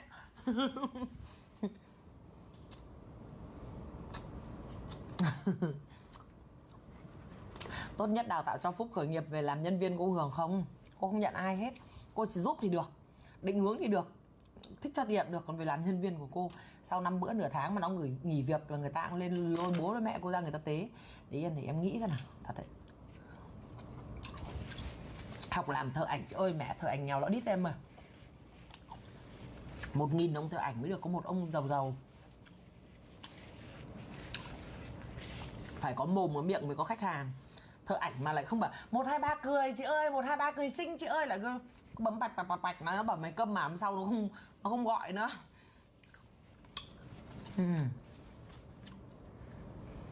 Mệt quá nhỉ. Bây giờ kể cả đi bán cà phê cũng phải có ngạo, phải tươi lên. Em chào chị, hôm nay chị uống gì ạ? Em chào anh, hôm nay anh uống gì ạ? Thôi tốt nhất là đi về làm. Tốt nhất là thế này, về đi làm cho anh Hành. Mở cơ sở 1 của anh, cơ sở 2 của em, hai anh em gom vốn vào làm. Tốt nhất là thế. Các chị thấy em nghĩ ra tóm lại đích đến cuối cùng là như này. Làm sao cho hai anh em thân thiện nhau, lớn lên thì thôi. Đấy, ví dụ như em với anh gom vốn, anh nhanh mồm nhanh miệng hơn, anh ăn 60%, còn em thì thôi ngu dại hơn, em ăn 40%. Đấy, sòng phẳng luôn. Hai anh em yêu thương nhau, ngày nghèo ngày khó anh em đi cùng nhau, rồi giờ có tiền anh em mà có tiền. Đấy, các chị thấy phù hợp không? Ông Hành vẫn phải đứng chủ các chị ạ. Nhưng ví dụ như là đây, mở cái này em với anh bỏ tiền bằng nhau 50-50. Em về em làm cùng với anh hưởng 60%, em hưởng 40%. Ok, cái hiệu thuốc này của em với anh chung nhau, cái tiệm phòng khám hoặc tiệm răng bên kia em với anh chung nhau, nhưng cùng anh em mình gom tiền. Nhưng mà thôi thì đằng nào anh em mình thương nhau. Bây giờ hai thằng thì cha mẹ không còn thì mình coi nhau như là một gia đình mới. Đấy, anh em mình coi nhau như là một gia đình mới. Chứ bây giờ bảo nó đi làm công ăn lương thì nói thật, lương ở trên quê thì 10 triệu thì thuê không thiếu. Nhưng mà muốn cho Phúc có tí tiền tương lai thì Phúc mới đi làm gom ít tiền, xong là sau này là gom chung với anh. Hợp lý không các bác? Chuẩn luôn à? Đấy. Nhưng mà nhìn nó phải thực tế. Bây giờ bảo nó ông làm cái này, ông làm cái kia, cái người mà người ta hiểu biết người ta cười mẹ vào mặt em. Người ta thôi mày con Hường mõm mà mày im cụ nó đi, cái thằng đấy nó như thế làm sao làm được. Nhưng mà hai anh em mà làm chung với nhau lại rất giàu nhá. Bởi vì thằng Phúc cũng có tầm ảnh hưởng, thằng Hành cũng có tầm ảnh hưởng, đúng không? Bởi vì sao? Bởi vì liên quan đến cô. Thế là gì ạ? Người ta đến để mua hàng, nếu mà của một mình thằng Phúc mà chưa chắc người ta đến. Nhưng người ta biết là cái này của thằng Phúc với thằng Hành, người ta đến ngay. Người ta đến ngay. Đáng ra của một mình thằng Hành người ta yêu thương 10 rồi, nhưng biết cả thằng Hành thằng Phúc là người ta yêu thương 20. Đúng không? Sai. Cho Phúc mở cửa hàng đỗ xe à? Không, Phúc cười có duyên nên làm nha khoa đông khách lắm cô Hường nhỉ. Vẫn phải có một người cầm cương lẻo mồm mọi người ạ. Làm nghề gì, kinh doanh cái gì đấy, các chị có thấy thằng nào đù đần mà thành công được đâu. Trừ khi làm ở cái vị trí là bàn giấy có thật nhiều tiền chỉ đạo từ xa. Còn cái loại mẹ tự thân vận động như anh chị em chúng mình, cái loại không con ông cháu cha bố mẹ thì không châm anh thế Việt, phải tự đổ mồ hôi sôi máu mắt ra, làm ngày cày đêm kiếm đồng tiền, thì chúng mình phải sống bằng cái này đầu tiên. Chúng mình phải thừa nhận với nhau các chị ạ. Cái kết quá đẹp à? Thì em bảo chỉ có thế là phù hợp, mà cũng phải ăn chia cho nó phù hợp. Thằng anh mày là vất vả hơn, bởi vì với cái thằng Hành là phải mưu lược hơn, phải chiến lược hơn, cần cái gì là phải đầu thằng anh. Còn thằng Phúc thì kiểu trong vai là em. Nhưng mà em thì em nghĩ rằng là hai thằng này không ấy đâu. Hai thằng này là không chửi nhau đâu, bởi vì đàn bà với nhau dễ ghét nhau, còn đàn ông với nhau nó lại dễ sống nhá các chị nha. Đàn bà mẹ tao thấy mày đẹp hơn tao, tao không thích. Tao thấy mày mặc cái váy đẹp hơn tao, tao không thích. Đấy, nhưng đàn ông có thể một bộ quần áo hai thằng xỏ chung. Đấy, nó lại thế. Hợp nhất là như thế. Thì thằng anh phải mưu lược hơn, thằng anh phải có trách nhiệm hơn, thằng anh phải vất vả hơn. Thì thằng anh 60, thằng em 40. Hợp lý. Cái kết Hoàng Hường nói quá nét. Thì nó phải đúng chứ, không phải vì em thương thằng Hành hơn đâu nha. Nhưng mình phải nhìn lâu dài. Bảo 50 cũng được, nhưng đến một lúc này thằng Hành nó ấm ức. Tại sao tao làm nhiều hơn mày? Tại sao phải vất vả hơn mày? Sao tao phải nghĩ nhiều hơn mày? Tại sao tao phải thế nọ kia hơn mày? Là tự nhiên anh em sứt mẻ nên thôi cho Hành 60, Phúc 40, cứ bám thằng anh là sống. Nhưng rời thằng anh ra thì ngoài làm giáo viên nó cũng chưa nghĩ ra mày được cái nghề gì, cũng chưa nghĩ ra cái nghề gì, thì thôi là đi theo anh. Đúng không? Đi theo anh là cố gắng là hai anh em là cùng học nghề, xong là hai anh em bảo ban nhau, xong về là kiểu gì là cũng sẽ mua được cái nhà nữa. Đấy, cùng lắm thì nhà anh Hành là mở phòng khám, nhà ông Phúc thì mở nhà thuốc. Chơi không? Đối diện nhà ông Phúc là nhà thuốc Long Châu. Ê, sạch, kiếm tiền mua nốt nhà bên cạnh đập thông nốt lên, ngon. Đúng rồi, Phúc không đứng làm chủ được. Đúng rồi, cái người đứng làm chủ các chị ạ, nó phải bản lĩnh. Các chị hiểu không? Đôi khi các chị thấy giống như cái cửa hàng này, người chủ ấy, người ta có làm đâu, người ta thuê nhân viên. Đúng không? Người chủ này người ta là không làm, người ta thuê nhân viên. Những người như thằng Phúc lại sẽ đi làm nhân viên. Những người hiền lành người ta lại ấy thì người ta đi làm nhân viên. Có cái bọn mà phải mồm 5 miệng 10 hoặc là vía nó phải cứng thì nó mới làm chủ. Các chị có thừa nhận với em không? Ví dụ như em đâu có đứng làm trực tiếp đâu.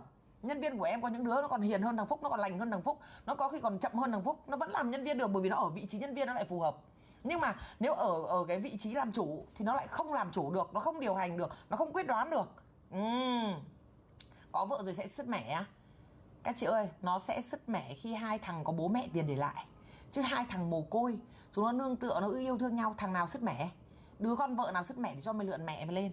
Bởi vì hai cái thằng từ cõi chết trở về như này thì nó sẽ biết yêu thương nhau, nó biết nhìn nhận. Những con vợ mà không có đạo đức thì chắc là chúng nó cũng sẽ không lấy đâu. Em thật đấy.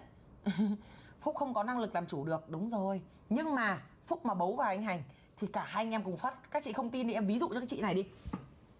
Các chị không tin, bây cho thằng Phúc mà ngồi bán hàng với em, chưa chắc đã được mọi người ủng hộ đâu. Các chị cứ thử mà xem. Nhưng có thằng Hành nó gánh thằng Phúc luôn. Các chị ạ, nhưng nếu có một mình thằng Hành chắc chắn là vẫn bán được.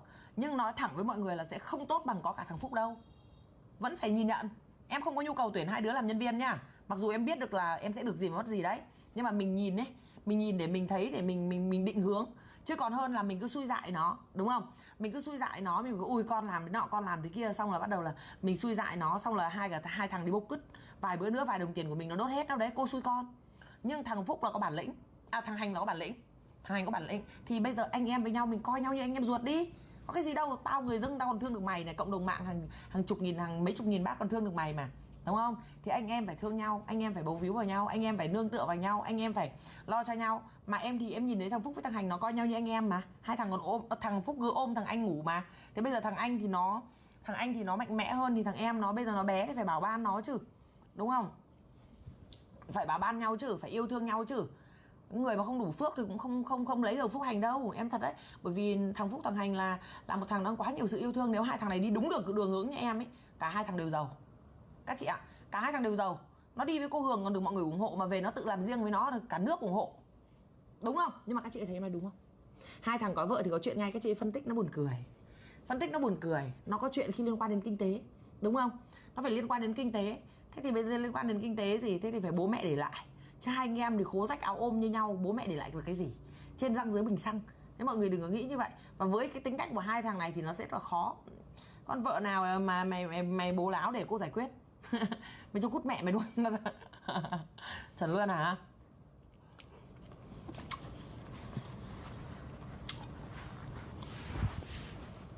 Hai năm nữa có khi Phúc lại trưởng thành cho cô Hành, được cô Hường. Đúng rồi. Phúc mọi người vẫn ủng hộ mua hàng nhiều chị ạ. Đúng rồi, nhưng một mình Phúc không bán được, các chị có tin không? Các chị có tin không? Tối ngày mai em cho một mình Phúc ngồi bán hàng cho các chị xem bán được bao nhiêu đơn. Có được không? Hãy tin vào em, một con người đã sử dụng hàng bao nhiêu ngàn nhân viên. Các chị hãy tin vào em về việc này. Nhưng mà có Phúc không có hành, mọi người ủng hộ, nhưng ví dụ chỉ 10 phần. Nhưng có cả Phúc cả hành, mọi người ủng hộ 20 phần. Nó sẽ phải là phù hợp. Đúng rồi, chúng nó lớn lên cùng nhau. Đúng rồi, nó đi lên cùng nhau từ khó khăn chứ. Nhưng phải có cô Hường thì Phúc mới trưởng thành và đột phá. Cô Hường mà rời đi nhá, con ngủ hết rồi mà, kệ con thôi. Cô Hường mà rời đi nhá, cô Hường mà rời đi nhá thì nó sẽ hai điều xảy ra. Một là cái lù khù như này thôi, hai là dình bán nhà lúc nào. Một là lù khù nữa, bởi vì Phúc vẫn được ủng hộ hơn. Chị nhầm, các chị quá nhầm, các chị quá nhầm luôn. Phúc được mọi người yêu thương, cái đó các chị phải thừa nhận. Cái việc này mình phải sòng phẳng với nhau này. Nhưng thằng Hành nó cũng đáng thương mà, đúng không? Bình thường những người lẳng lặng hay làm được việc lớn. Chị nhầm. Chị ơi, lẳng lặng làm được việc lớn khi là phải có nội lực tốt. Chứ đây còn chưa kịp thò ra, xung quanh vã cho gần chết rồi. Có mà buồn mà tiêu cực ấy, chị ơi phải nhìn vào thực tế. Chính xác luôn hả? Bây giờ các chị phải nhìn nhá. Mọi người được, thằng Phúc được yêu thương nhiều hơn đúng không? Người ta yêu thương mình nhưng không có nghĩa người ta phải chấp nhận và chịu đựng mình không thay đổi đâu. Nhưng rõ ràng là thằng Phúc được mọi người biết đến nhiều hơn đúng không? Nhưng các chị có biết không, khi lên bán hàng phải có cái mồm mà nói. Bây giờ không biết nói, không hỏi, không biết nói, gọi không biết thưa, không biết được ăn đừng nói, mọi người sẽ không thích mãi đâu. Một lần người ta ủng hộ, 10 lần người ta chán. Các chị có tin không? Hoa hậu kìa, hoa hậu đẹp như thế kìa kìa, đăng ảnh làm gì có nhiều người like. Vì sao ạ? Ngày bạn đăng quang là người ta vào follow bạn rực rỡ. Một năm sau bạn không có cống hiến gì người ta chán dần. 10 năm sau bạn không thay đổi người ta cũng chán dần. Nên các chị phải nhìn thật sự, nhìn thẳng thắn. Phúc mọi người yêu quý, nhưng thằng Hành nó cũng tội nghiệp mà. Bố mẹ nó cũng chết mà, ông bà nó cũng chết mà. Nhưng mà nếu mà người ta yêu quý mà mình không thay đổi, hoặc mình không biết chào, thì ai người ta mua. Nhưng mà lên cái lẻo lẻo với mồm, bác ơi mua hàng đi, cô ơi mua hàng đi, thì người ta lại mua rất là nhiều. Thế nên là gì? Hai anh em, đúng không? Hai anh em là phải nương tựa vào nhau. Nếu có một mình Phúc, Phúc vẫn bán được hàng nhưng chỉ được 10 thôi. Nhưng có anh Hành là sẽ lên 20. Nhưng nếu có anh Hành thì cũng vẫn bán được hàng, nhưng có anh Hành thì chỉ được 15 thôi. Phải có Phúc vào thì nó mới lên 20. Nên hai anh em không tách rời. Mà phải, các chị phải ủng hộ chúng nó là anh em chứ, đúng không? Người dưng còn thương nhau được thì tại sao mà anh em không yêu thương nhau được? Bây giờ bố mẹ không còn rồi, hai anh em sống bơ vơ giữa cuộc đời. Thằng thì còn có ông nội, bà nội, ông ngoại, bà ngoại chết hết rồi. Thì hai anh em bơ vơ giữa cuộc đời thì phải yêu thương nhau chứ, đúng không? Các chị phải chấp nhận chứ. Hành đáng thương hơn cả mất hết. Đúng rồi, thằng nào cũng đáng thương. Nên là em cũng không đồng ý các chị là ấy đâu. Chỉ ví dụ như đoạn này mình đã phân tích tương lai thì mình sẽ phân tích để cho các con đi đúng hướng. Đáng ra này phải trả phí cho em. Trả phí cho em bởi vì sao ạ? Giống như em vẽ cho nó một bản đồ tương lai rồi, ta cho mày biết luôn mày đi từ đây đến đây. Nếu mày rẽ sang đây mày bị gì, mày rẽ sang đây bị gì. Mày đi đến đây thì đây thì mày có kim cương, mày rẽ sang đây thì mày bốc vàng, mày đi đây mày bốc bạc, còn mày rẽ đây thì về gọi mày bốc đất luôn, làm thợ xây luôn, còn mày rẽ đây nữa thì về bốc gì tao không biết. Đấy, Phúc bây giờ đã tiến bộ hơn nhiều rồi. Nó tiến bộ nhưng mà ở xung quanh của nó có nhiều những cái vấn đề sẽ làm ảnh hưởng đến nó, mất tương lai của nó. Em chẳng muốn nói sỗ chứ nói thẳng ra thì gọi là gì, đá đổ nồi cơm của nó, cản con đường công danh của nó, cản cơ hội của nó. Đấy là nếu nói cho em nói toẹt ra thì em sẽ nói như vậy, là chính những cái người thân ở bên cạnh là cướp đi những cái quên, tôi không nói nữa, em không muốn drama. Chị Hường nói quá chuẩn à, đúng rồi, Hành cũng đáng thương lắm. Mà các chị về hết ở nhà một mình lủi thủi. Vâng, các chị về là một mình lủi thủi, cơm không có ai nấu cho ăn, nhà không ai quét cho, bát không ai rửa cho, tự mà sống thôi chứ biết làm nào. Hành đáng thương hơn Phúc nhiều vì còn một mình bơ vơ. Nhưng tôi lại thương Hoàng Hường hơn. Vì Hoàng Hường cứ đi lo các cháu. Cháu nào đáng thương không chị ạ? Đúng là bản dự án cuộc đời. Cô chỉ thôi.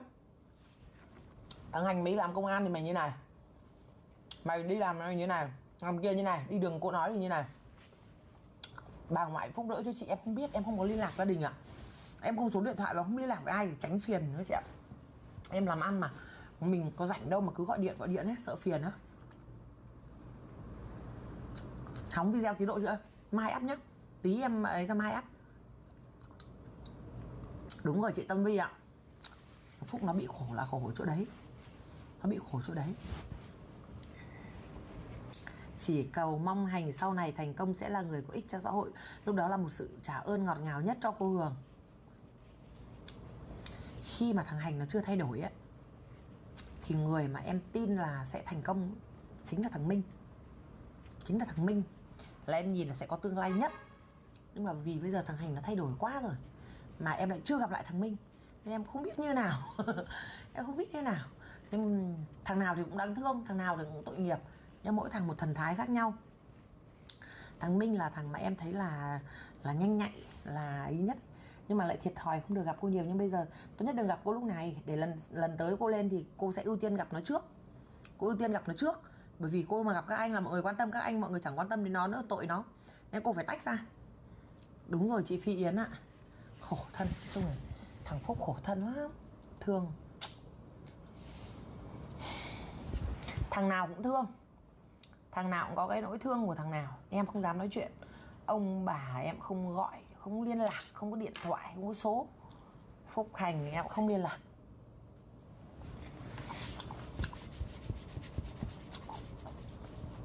Hãy để mình làm chủ, tự vẽ bản dự án cuộc đời. Bây giờ bạn đang làm gì đấy? Bạn ơi, mình không dám tinh tướng, nhưng mình nói thật. Xin lỗi không câu. Hãy để mình tự làm chủ vẽ bản dự án cuộc đời. Mình rất xin lỗi một câu.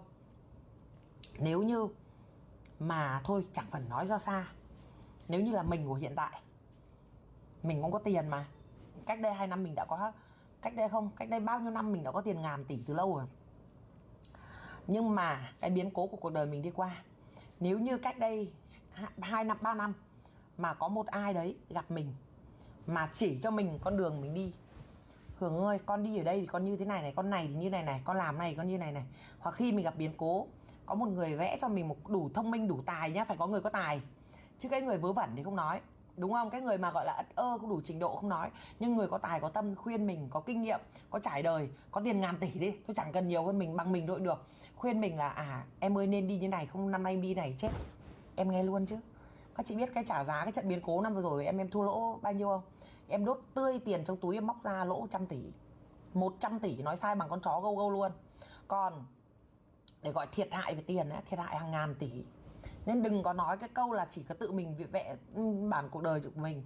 Các chị ạ, bởi vì đây là những lời khuyên hữu ích. Giống như khi mình học xong, mình ra trường, mình học hết lớp 12, mình gặp cô dù gì chú bác nhà mình có một người đủ giàu, đủ giỏi, đủ tầm hiểu biết, định hướng cho mình là con ơi con làm cái nghề này này, con ơi con học cái nghề này. Ra trường là bác này, chú này, gia đình nhà mình có người có nghề này, ra đây ông bà hoặc là các bác dẫn đường cho, thì phải ngon hơn chứ. Chứ đây em đây ra đời thì bơi chơi vơi, em cũng thuộc dạng con rạch rời rơi xuống mới đây được. Nhưng mà giữa hàng nghìn người, hàng chục nghìn người, hàng trăm nghìn người, được mấy người mà nội lực để mà cố gắng để vượt qua được tất cả để mà thành công. Phần đa là thôi đời vả cho mấy phát là vỡ rồi. Tự mình vẽ bản dự án cuộc đời. Một thằng thì không cha không mẹ, một thằng nữa thì còn cả không ông không bà, không người thân luôn. Thì nó vẽ đi đâu? Nó vẽ đi đâu? Mình biết nó đôi khi là đi nhắm mắt này, đi nhầm đường này. Chỉ cần người cầm cái que này, ê rẽ sang kia đi, mày rẽ mày đâm phát đây mày xuống sông đấy, là gì ạ, cầm cái cây gẩy phát đi sang kia đi. Nó khác chứ việc cứ nhắm mắt đi mù đi mò. Nó khác chứ chị. Bởi vì em đâu có phải là người ất ơ đâu, em cũng có tí tầm ảnh hưởng mà em vừa chia sẻ giờ em cũng thấy ai cũng thấy em nói đúng mà em nói đúng không? Các chị thấy là em vẽ cuộc đời của Hành của Phúc đúng không? Em thấy em vẽ có tâm mà, chứ em không phải em vẽ vớ vẩn đâu, em có phải thầy bói em tiền đâu, mà đấy là cái trả giá mọi người. Nó là trả giá. Mình chưa bắt giới đi thỉnh kinh cơ mà, quan trọng là đi cùng ai. Đúng, bạn có người dẫn đường cho nó khác hoàn toàn. Ví dụ bạn cứ nhắm mắt này, bạn đi, bạn lao mẹ xuống sông rồi, xong bắt đầu là biết bơi thì xuống đấy bò lên nó vỡ đầu sứt tai, hoặc là có thể chìm xuống đáy. Bạn có một đứa nó đi đến lúc bạn sắp rơi xong nó rẽ bạn sang kia bạn giàu mẹ đi lên. Thế đi chứ. Hường nói quá chuẩn à. Mình nhìn thông minh nhưng hơi nghiêm nghị bài học trường đời của cô Hường để lại cho Hành và Phúc. Vâng, Hường nói quá chuẩn à. Thì em thấy em trả giá đắt mà. Em trả giá đắt mọi người. Em trả giá đắt mà mọi người. Bạn thành công hay là bạn thất bại ở trong cuộc đời thì đương nhiên là do bạn phải cố gắng. Nhưng nếu có một người ta bảo bạn là đi chỗ này là chết đấy con ơi. Cuộc đời các chị ơi, mình sống được mấy lần 10 năm đâu. Mình sống được mấy lần 10 năm đâu. Một lần mình sai lầm, Như em nhá, có nội lực nhá, có tiền nhá, một lần sai lầm của em trả giá mất 2 năm em mới vực lại. Đấy lại vực lại, bắt đầu bò xuất phát, chứ không phải vực lại để về được đỉnh đâu. Lại bắt đầu lóp ngóp bò xuất phát, còn bao giờ để trở lại được như ngày xưa chưa biết. Có thể là không bao giờ.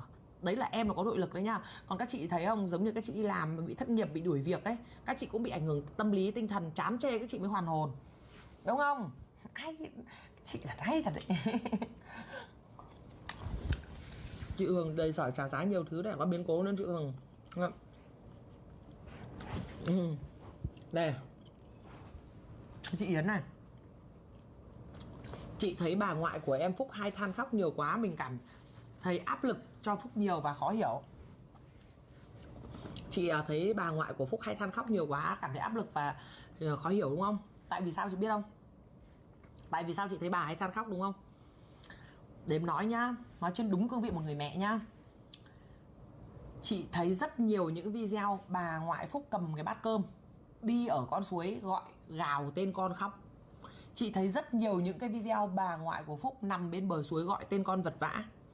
Chắc chắn chị thấy rất nhiều video bà ngoại Phúc ngồi bên cạnh quan tài khóc con. Chắc chắn luôn. Và chắc chắn chị thấy nhiều video bà Phúc cầm cái gậy đi tìm con, đúng không? Thế bây giờ em hỏi chị nhá, con chị chết chị có khóc không? Em hỏi thật, con chị chết chị có khóc không? Chị trả lời một chữ thôi, có không? Nhá, em ấy còn hơn dao đâm vào tim mình, chết thay em chết chứ đừng nói khóc. Rồi em hỏi tiếp chị nhá, con mình chết mà còn biết không toàn thây, không biết là chôn vùi ở chỗ nào, không biết có tìm được hay không, chị có buồn không? Có một chữ thôi, có không thôi. Em nói thật với các chị câu, nhân nếu cho em chết tạm được đi em chết. Thế nên đó là một tâm lý của người mẹ. Và chị lại phải quay lại tiếp trả lời cho em một câu, tất cả các thước phim đó chị lục lại quãng thời gian đó, lúc đấy em đã gặp Phúc chưa? Đã gặp Phúc chưa? Chắc chắn với chị là chưa, đúng không? Các chị lục lại tất cả những thước phim đó là khi đó là mọi người đã tìm thấy xác mẹ Phúc chưa? Em chắc chắn với chị là chưa. Các chị thấy những cái thước phim khóc lóc gọi con như vậy đấy, theo phong tục của người ta là gọi hồn. Gọi hồn để con ở đâu, để con ba hồn bảy vía, con chỉ cho mẹ đi tìm con. Lúc đấy cô Hường có biết đâu. Và đến bản thân em lúc đấy em đâu biết cái thước phim đấy là bà ngoại của Phúc đâu. Và mọi người thấy tất cả những mọi người đến quay đến giây phút hiện tại nhá, bà ngoại không có được nhận 1.000 đồng nào của bất kỳ một ai cho tiền tài trợ. Nghe cho rõ. Ví dụ như bảo khóc còn phải được tiền, được cho nọ cho kia.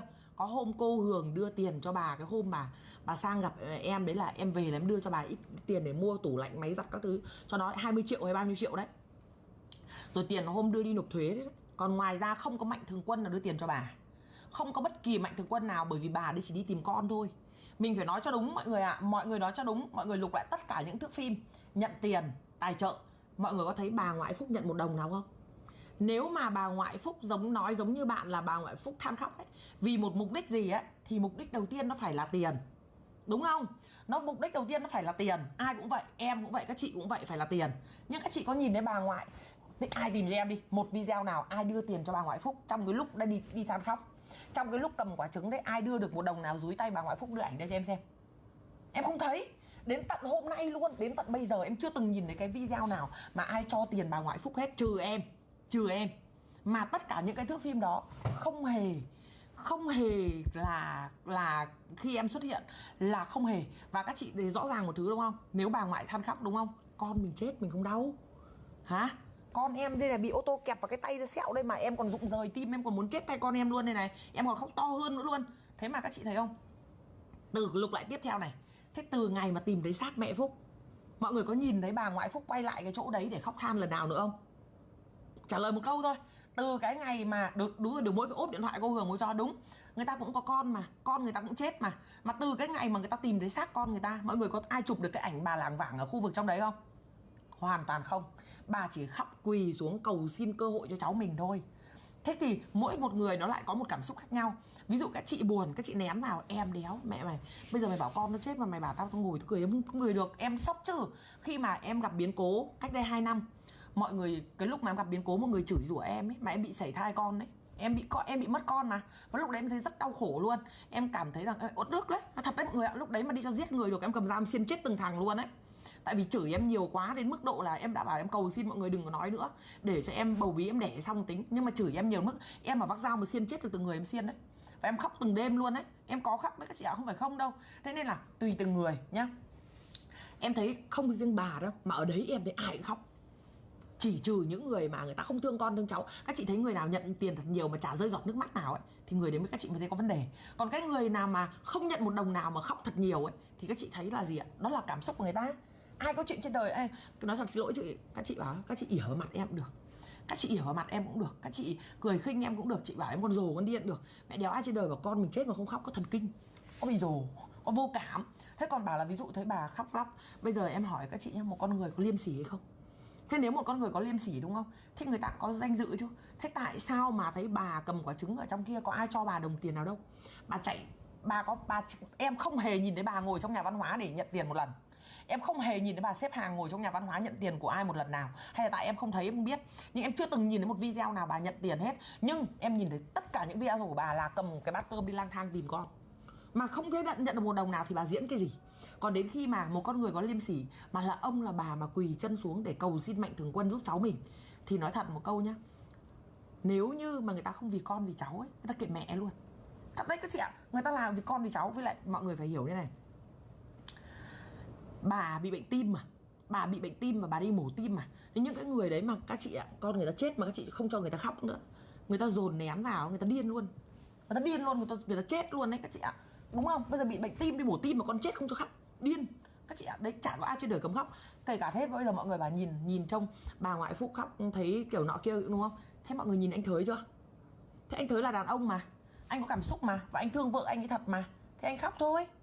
Mọi người nhìn thấy anh Thới còn cũng ngơ ngẩn, nhìn còn không còn ra hồn người nữa không? Thế tại sao không đánh giá anh Thới? Tại vì sao? Tại vì anh Thới không có ai chửi anh hết. Tại vì anh Thới ấy là không có ai tranh giành tiền với anh hết. Tại vì anh Thới ấy là nó là đàn ông. Và đàn bà ấy, thì thường có một vấn đề là như thế này, là hay ghét nhau. Nhìn thấy đứa này được giúp đỡ mãi là ghét, đứa này được thương tí là ghét, đứa này tao ngứa mắt tí là tao ghét. Đàn bà hay bị cái tội đấy đấy.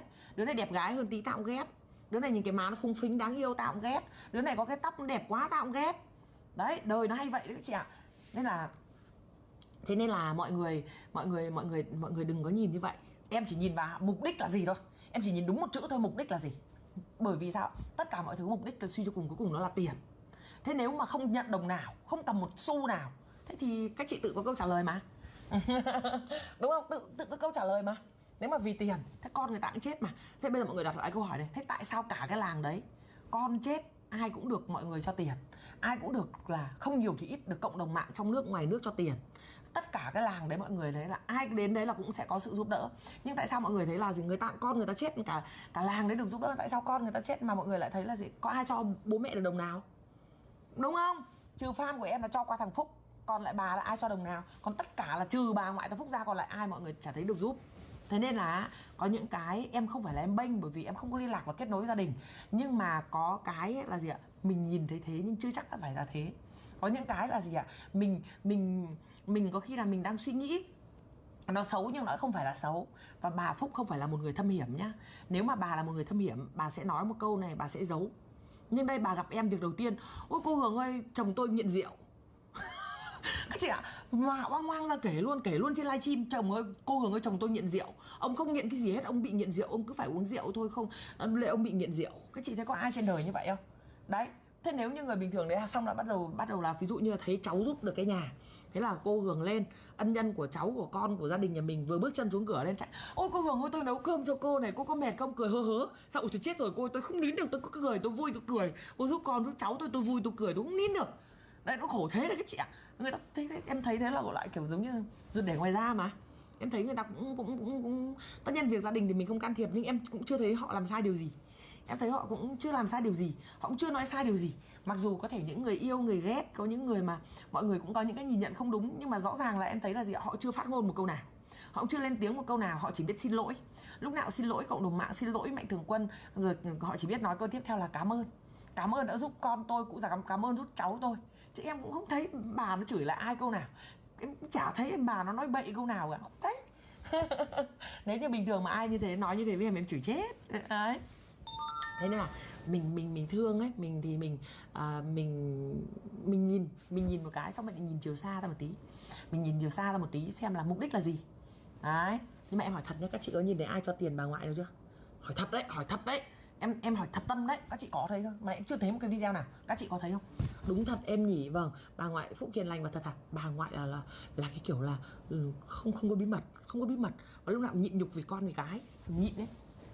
Vâng, bà Phúc tốt thật. Ôi dồi ôi, đã bảo ôi cô ơi tôi vui quá mà tôi không nín được cười, tôi cứ cười kiểu sợ người ta chửi ấy, nhưng mà cứ buồn cười. Xong đeo cái túi cứ tưởng có tiền, ma chứ lại đi vào khóc con nữa, khóc cả hàng bao nhiêu ngày rồi đeo cái túi, người ta cứ tưởng trong cái túi có tiền, mở ra trong đấy có cái điện thoại nát.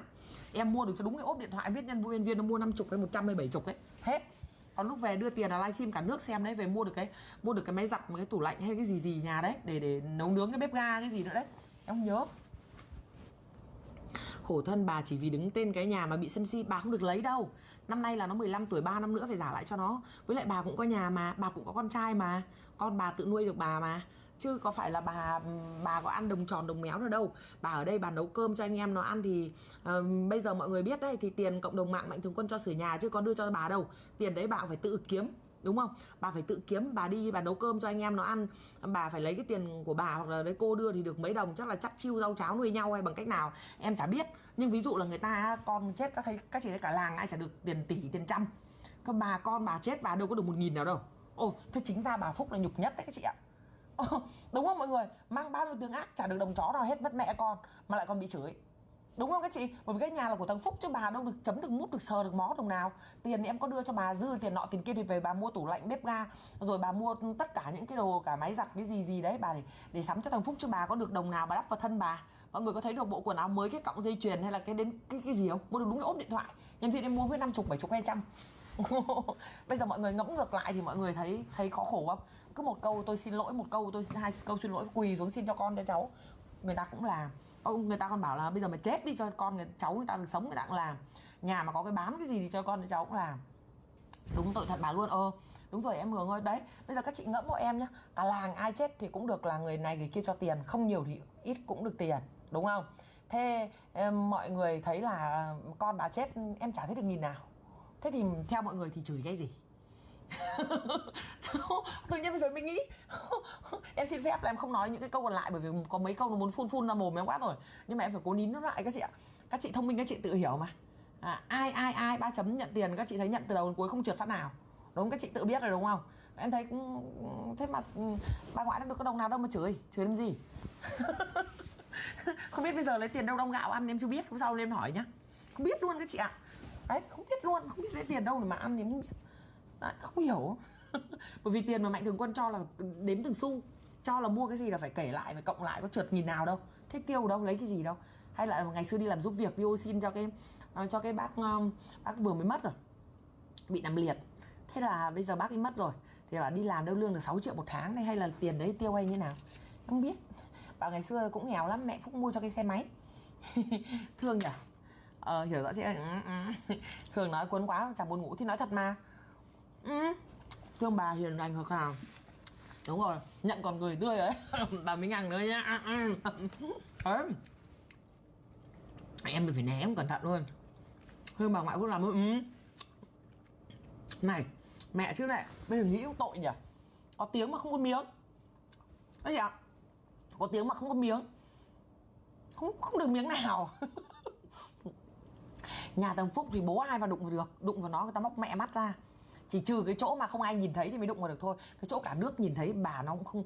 Ui dồi ôi, mọi người nhìn mặt bà nó mẹ, mà còn ăn được đồng nó trời sập. Bà có mà ruột bà mà móc được cho con cho cháu bà móc nốt. Cái kiểu người đấy tim mà móc ra cho con cho cháu chắc móc nốt. Chứ lại còn quỳ xuống xin người ta để cơ hội cho con cho cháu cũng đấy. Còn con chết rồi bao nhiêu ngày. Bây giờ các chị ở tự em nghĩ ra, tại sao nhỉ? Bao nhiêu Mạnh Thường Quân đi vào đấy giúp đỡ mà tại sao bà ngoại con bà chết mà, con gái bà cũng chết mà tại sao không có được 1.000 nào? Các chị ơi, tự nhiên bây giờ mới nghĩ ra. Tại sao? Mang bao tiếng ngoan rồi nhá, tự nhiên buổi hôm nay nhá. Bà Dương. Anh Tết ơi, em không biết gì đâu ạ. Đúng rồi, có rất nhiều video chỗ nhận tiền đúng. Các chị ơi, em đây em hỏi thật, không hỏi đều đâu. Các chị thấy tất cả những video chỗ các Mạnh Thường Quân chia tiền, các chị có thấy có bà ngoại không? Hay là máy em nó không hiện? Thấy thương ông bà ngoại. Vâng, Hương nói vui quá hết cả buồn ngủ rồi. Thì lâu lắm có một buổi hôm nay em mệt mà không bán được hàng thì em nói chuyện vui với các chị. Sau rồi ngày mai em bán hàng thì em không nói chuyện vui được thì các chị lại vẫn phải thả tim cho em. Em không hả? Các chị comment là em biết rồi nhưng em không dám đọc. Em đọc phát mai tai ương vạ gió nó ập đến nhà em mệt lắm. Giúp bà ngoại Phúc với cả nhà mình ơi, bà ngoại thương lắm. Chịu, bây giờ bảo em đi kêu cho bà ngoại nó mai mẹ người ta gõ đầu em chịu không dám các chị ạ. Nhìn bà ngoại có được tiền không nhỉ? Mình không nhìn thấy làm gì, em không nhìn thấy luôn.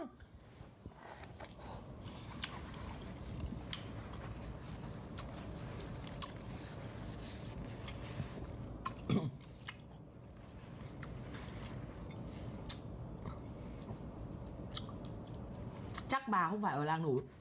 Mọi người bị gì ấy? Bà không phải ở làng Nủ, những con gái ruột bà làng Nủ đấy thôi.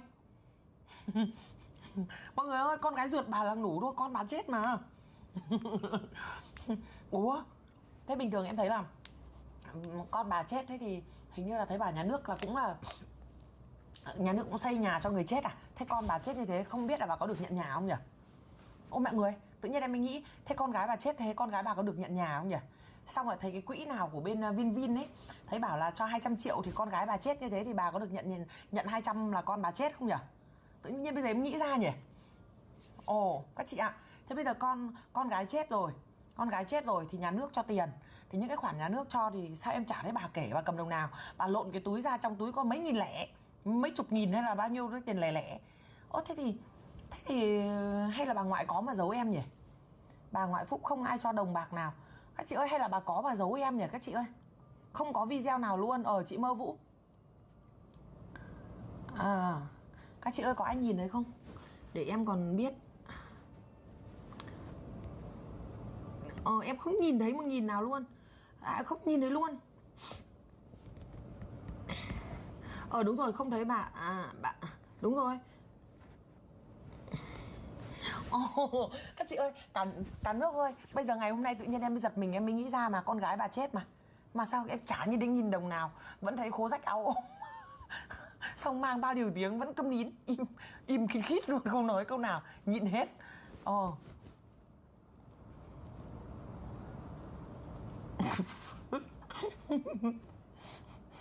Em hỏi câu này em vừa ngu vừa khôn đấy các chị ạ. Ai cho em là ngu mà ai bảo em khôn là em khôn đấy.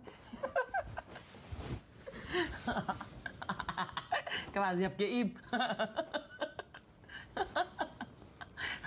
Em không có nhu cầu nói đấy nhá, tự nhiên các chị cứ hỏi. Em nói liên thuyên em chuyện nọ em sọ chuyện kia chứ em không có ý định đâu. Em có biết gì đâu chị Tâm Vi. Em biết gì đâu.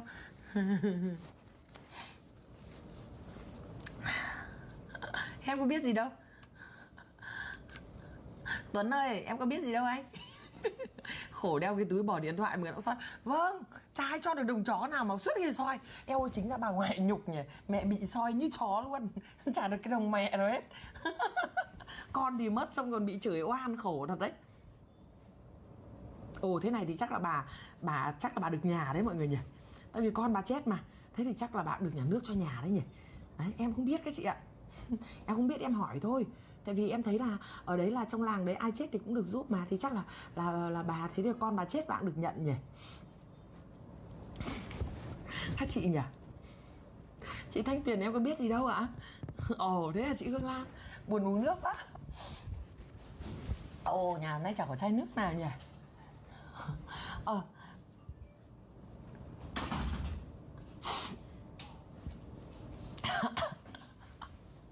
Sợ quá bà MH Nguyễn ơi. Ngọc Lan Nguyễn, em có biết gì đâu. Tự nhiên các chị hỏi em ý. Đúng rồi, ngoài bị chửi cho vỡ cả mặt. Xong lại còn thương con khóc cháu, mẹ khóc cho lắm vào. Nó chửi cho như chó. Chả được xu chó, nó được cô Gường cho cái ốp điện thoại. Ôi khổ đần đấy chứ lại.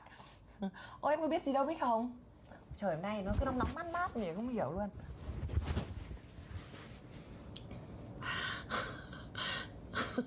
Em có biết gì đâu mọi người. Trời ơi. Em sắp ra sữa tắm rồi. Sữa tắm này đâu đây nhỉ. Em không biết gì nhá. Đấy là do các chị nha. Các chị tự ấy vào mồm em biết gì đâu nha. Vâng. Ông ngoại lại còn đấy các chị ạ. Không biết được rằng là mấy hôm rồi cô Hường không lên, xong rồi fan cô không giúp cho mấy đồng thì không biết được rằng là không biết được rằng là có tiền để mà ấy cho lo cho con không ấy chứ. không biết được có tiền để mà nhang khói cho con không ấy chứ. Thường thế này. Em sắp ra ấy đây này. Em sắp ra sữa tắm. Xịn không? Xịn không? Đẳng cấp chưa? Buồn cười quá hả? Tháng 12 mới ra như khoe thôi. Và anh Đặng ơi, tôi nhìn lắm ấy. Tôi bị nhiều biến cố rồi, bây giờ tôi phải khôn tí không chết luôn đấy. Bám cái về mặt đi hả? Em mà ngừng đã ngác, em chả biết gì luôn. Em có biết gì đâu. Thế chắc là bà ngoại được cái nhà to, bà ngoại giấu rồi.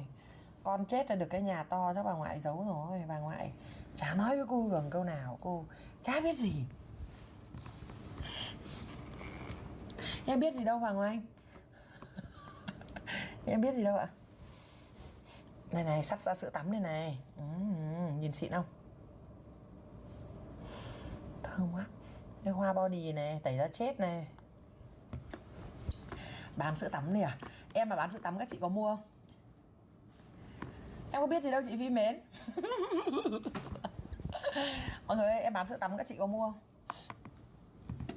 Sữa tắm này, đây là nhưng mà đang cái nắp nó chưa có ở đây. Cái body, nhưng mà cái nắp này nó đang vứt đi đâu. Anh ơi, lấy cho em cái nắp body tẩy da chết với lại cái chai dung dịch vệ sinh tím tím ở dưới chân, ở dưới cái kệ ở dưới chân giường cho em ấy. Vinh Phương không, chị có biết gì đâu. Đang khoe mọi người cái này tháng 12 mới có hàng. Tôi chả hiểu cái gì.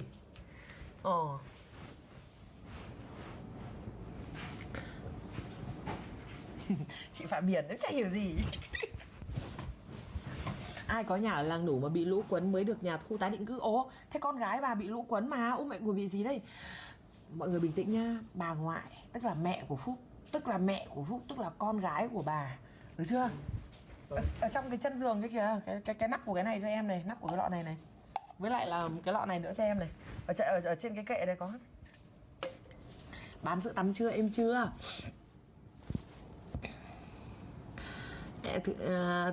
Tháng 12 cơ. Sèn Nguyễn, chị cứ đam mưu, em không hiểu gì hết, em ngây thơ. Nhìn có xịn không mọi người? Ví dụ em bán chai sữa tắm đẹp như này có 99.000 thì các chị có mua không? Ví dụ như thế thôi, có 99.000. Em phải ấp ủ, em phải giấu giếm các chị, em có dám nói đâu. Giờ chưa có bán đâu, em kể chuyện đấy thôi. Đâu nữa nhỉ? Đây, cho chị xem lại đây.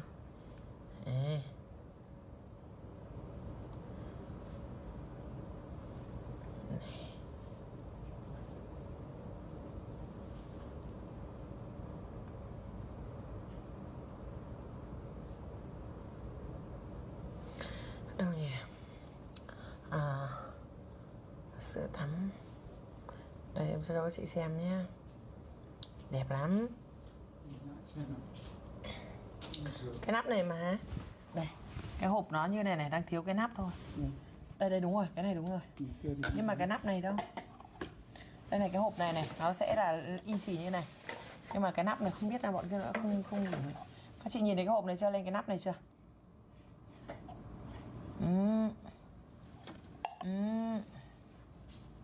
Thấy chưa? Đây cái hộp tẩy da chết đây này. Rồi body mist này. Để em lộn ngược cái ảnh cho các chị nhé. Nó bị ấy kia, các chị nhìn không ra. Phun chai cơ mà. Bộ này.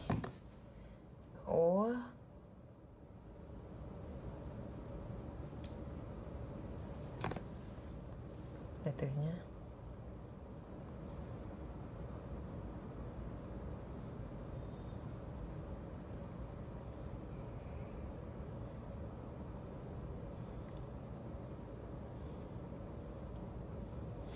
Em ơi, chị đang check cái chai này nó đang ra không giống thiết kế này. Em nhìn cái chữ Meli đây to lù lù.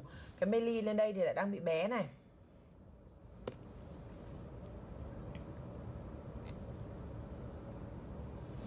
Theo như thiết kế này thì mình không phun được thẳng chữ lên chai à em.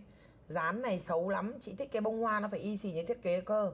Và chị thích phải phun chữ lên chai cơ, chứ chị không thích dán này đâu.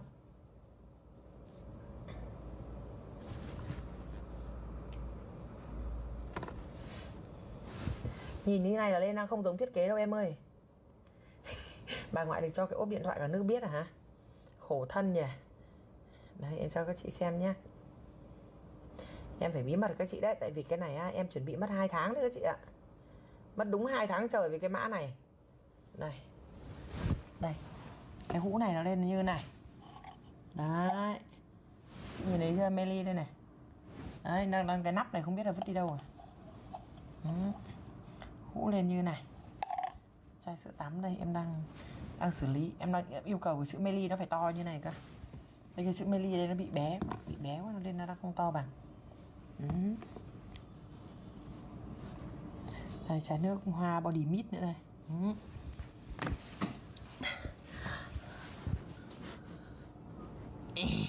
Yến Hải, vâng. Mọi người ơi, đấy, em tháng 12 là em ra sữa tắm rồi đây.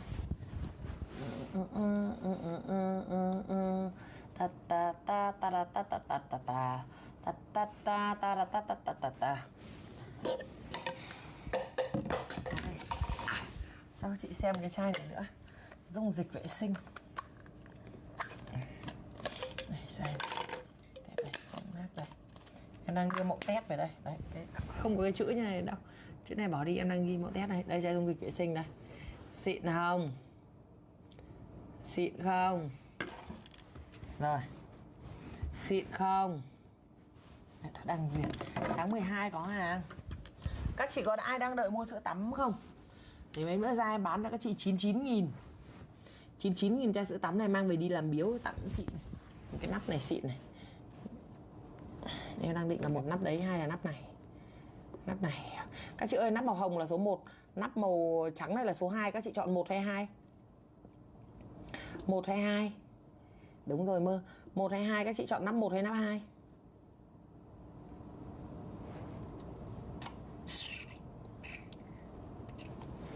Vâng, đợi đã. Mọi người đang đợi à? Cái này là 1, cái này là 2. Cái này là đang làm hơi bị khó đây này. Phải nhập khẩu chứ Việt Nam không có này. Tỷ lệ xem 1 hay 2 nhiều nào. Vỏ màu xanh chảnh ha. Vỏ này em phải thổi riêng đấy các chị ạ. Em phải làm khuôn mất cụ nó 45 ngày. Tỷ lệ 50-50, nghĩa là cả 1 cả 2. Thế bây giờ nhá, em hỏi như này đi ạ. Bây giờ em mà bán 99.000 chai sữa tắm xịn như này, có ai mua không? Mua thì comment cho em chữ có. Ai mua thì comment cho em chữ có. 99.000. Ôi chai to tổ bố lên này. Bán này rẻ quá nhỉ. Nửa lít sữa tắm to đùng luôn. Có ai đợi em mua không? Em sẽ ra em chỉ ân cho 5.000 cặp thôi. 5.000 cặp 99.000 thôi, xong em tăng giá. Nắp trắng đẹp. À vâng. Các chị, ui dồi có hả? 99.000 có đông thế. 99.000 có đông thế. Thế thì phải đợi em nhá. Em đang thúc xem có cách nào ra sớm. Đấy. Xịn chưa? Đấy. Chai hồng đẹp quá. Vâng. Cái này các chị làm quà tặng, các chị bảo 500.000 người ta cũng tin. Tại vì ở ngoài kia người ta phải bán tầm 500. Cái này em bán cho các chị ấy thôi. Làm cho các chị lãi tình cảm thôi. Là sau này em tăng giá. Vâng. Có sợ quá. Có. Ê, thế thì ra sữa tắm không ế rồi. Chai to đùng. Ra sữa tắm không sợ ế rồi.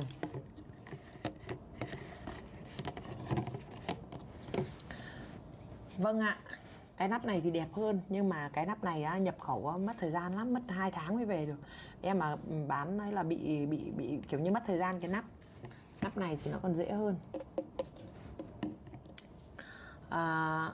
Phúc Hành lại được tắm rồi. Hai thằng chỉ có việc tắm thôi, có tiền.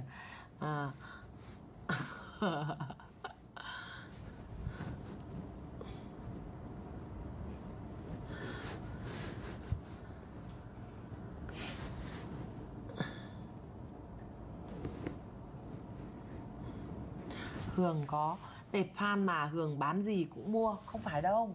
Em cũng tính đấy. Em tính toán đấy các chị ạ. Fan của em thì cũng... đúng đấy. Bán cái gì cũng mua thật. Em chưa thấy có cái gì em bán mà fan em không mua. Nhưng mà lúc này em làm thì em cũng tính toán là những cái mã mà nó thông dụng ấy, mà mình bán rẻ tiền ấy, thằng khác không đấu được mình về tiền, là mình gọi là vã cho vì tiền. Nó cứ rẻ thôi, người ta lãi nào không cần biết, mình chỉ lãi 1.000 đồng một chai mình cũng bán. Thằng khác nó bán này lỗ ngay, thằng khác bán 99.000 này vỡ mặt. Tại vì tiền vòi này, tiền chai này, tiền bao bì nhãn mác này, thùng bìa này là các chị ạ, là người ta sẽ phải chi phí rất là nhiều, người ta sản xuất ra đắt. Còn em một lần em làm 1 triệu cặp một lần thì em từ thổi cái chai này nó cũng đỡ tiền. Rồi từ tất cả các chi phí đó đỡ thì em lãi là cái kiểu giống như lấy tiền đè người ấy. Lấy tiền đè người ấy mọi người, chứ còn người khác làm là như thế người ta lỗ vỡ mặt luôn ấy. Được rồi, để em cho in vào chai. Em không nghe. Ok. Vâng, em xuống like các chị nhá. Đúng là chị cái gì cũng mua. Vâng, em xuống like các chị nhá. Các chị đi ngủ nhá. Ngủ ngon nhá. Mai em bán hàng, hôm nay ngồi live chơi với chị cho vui. Lên để khoe cho các chị mua thiên dược rồi đấy. Đấy, em bán hàng về thiên dược phải ủng hộ em nhá. Hàng đề tài cấp nhà nước đấy nhá. Bye bye các chị, ngủ đi.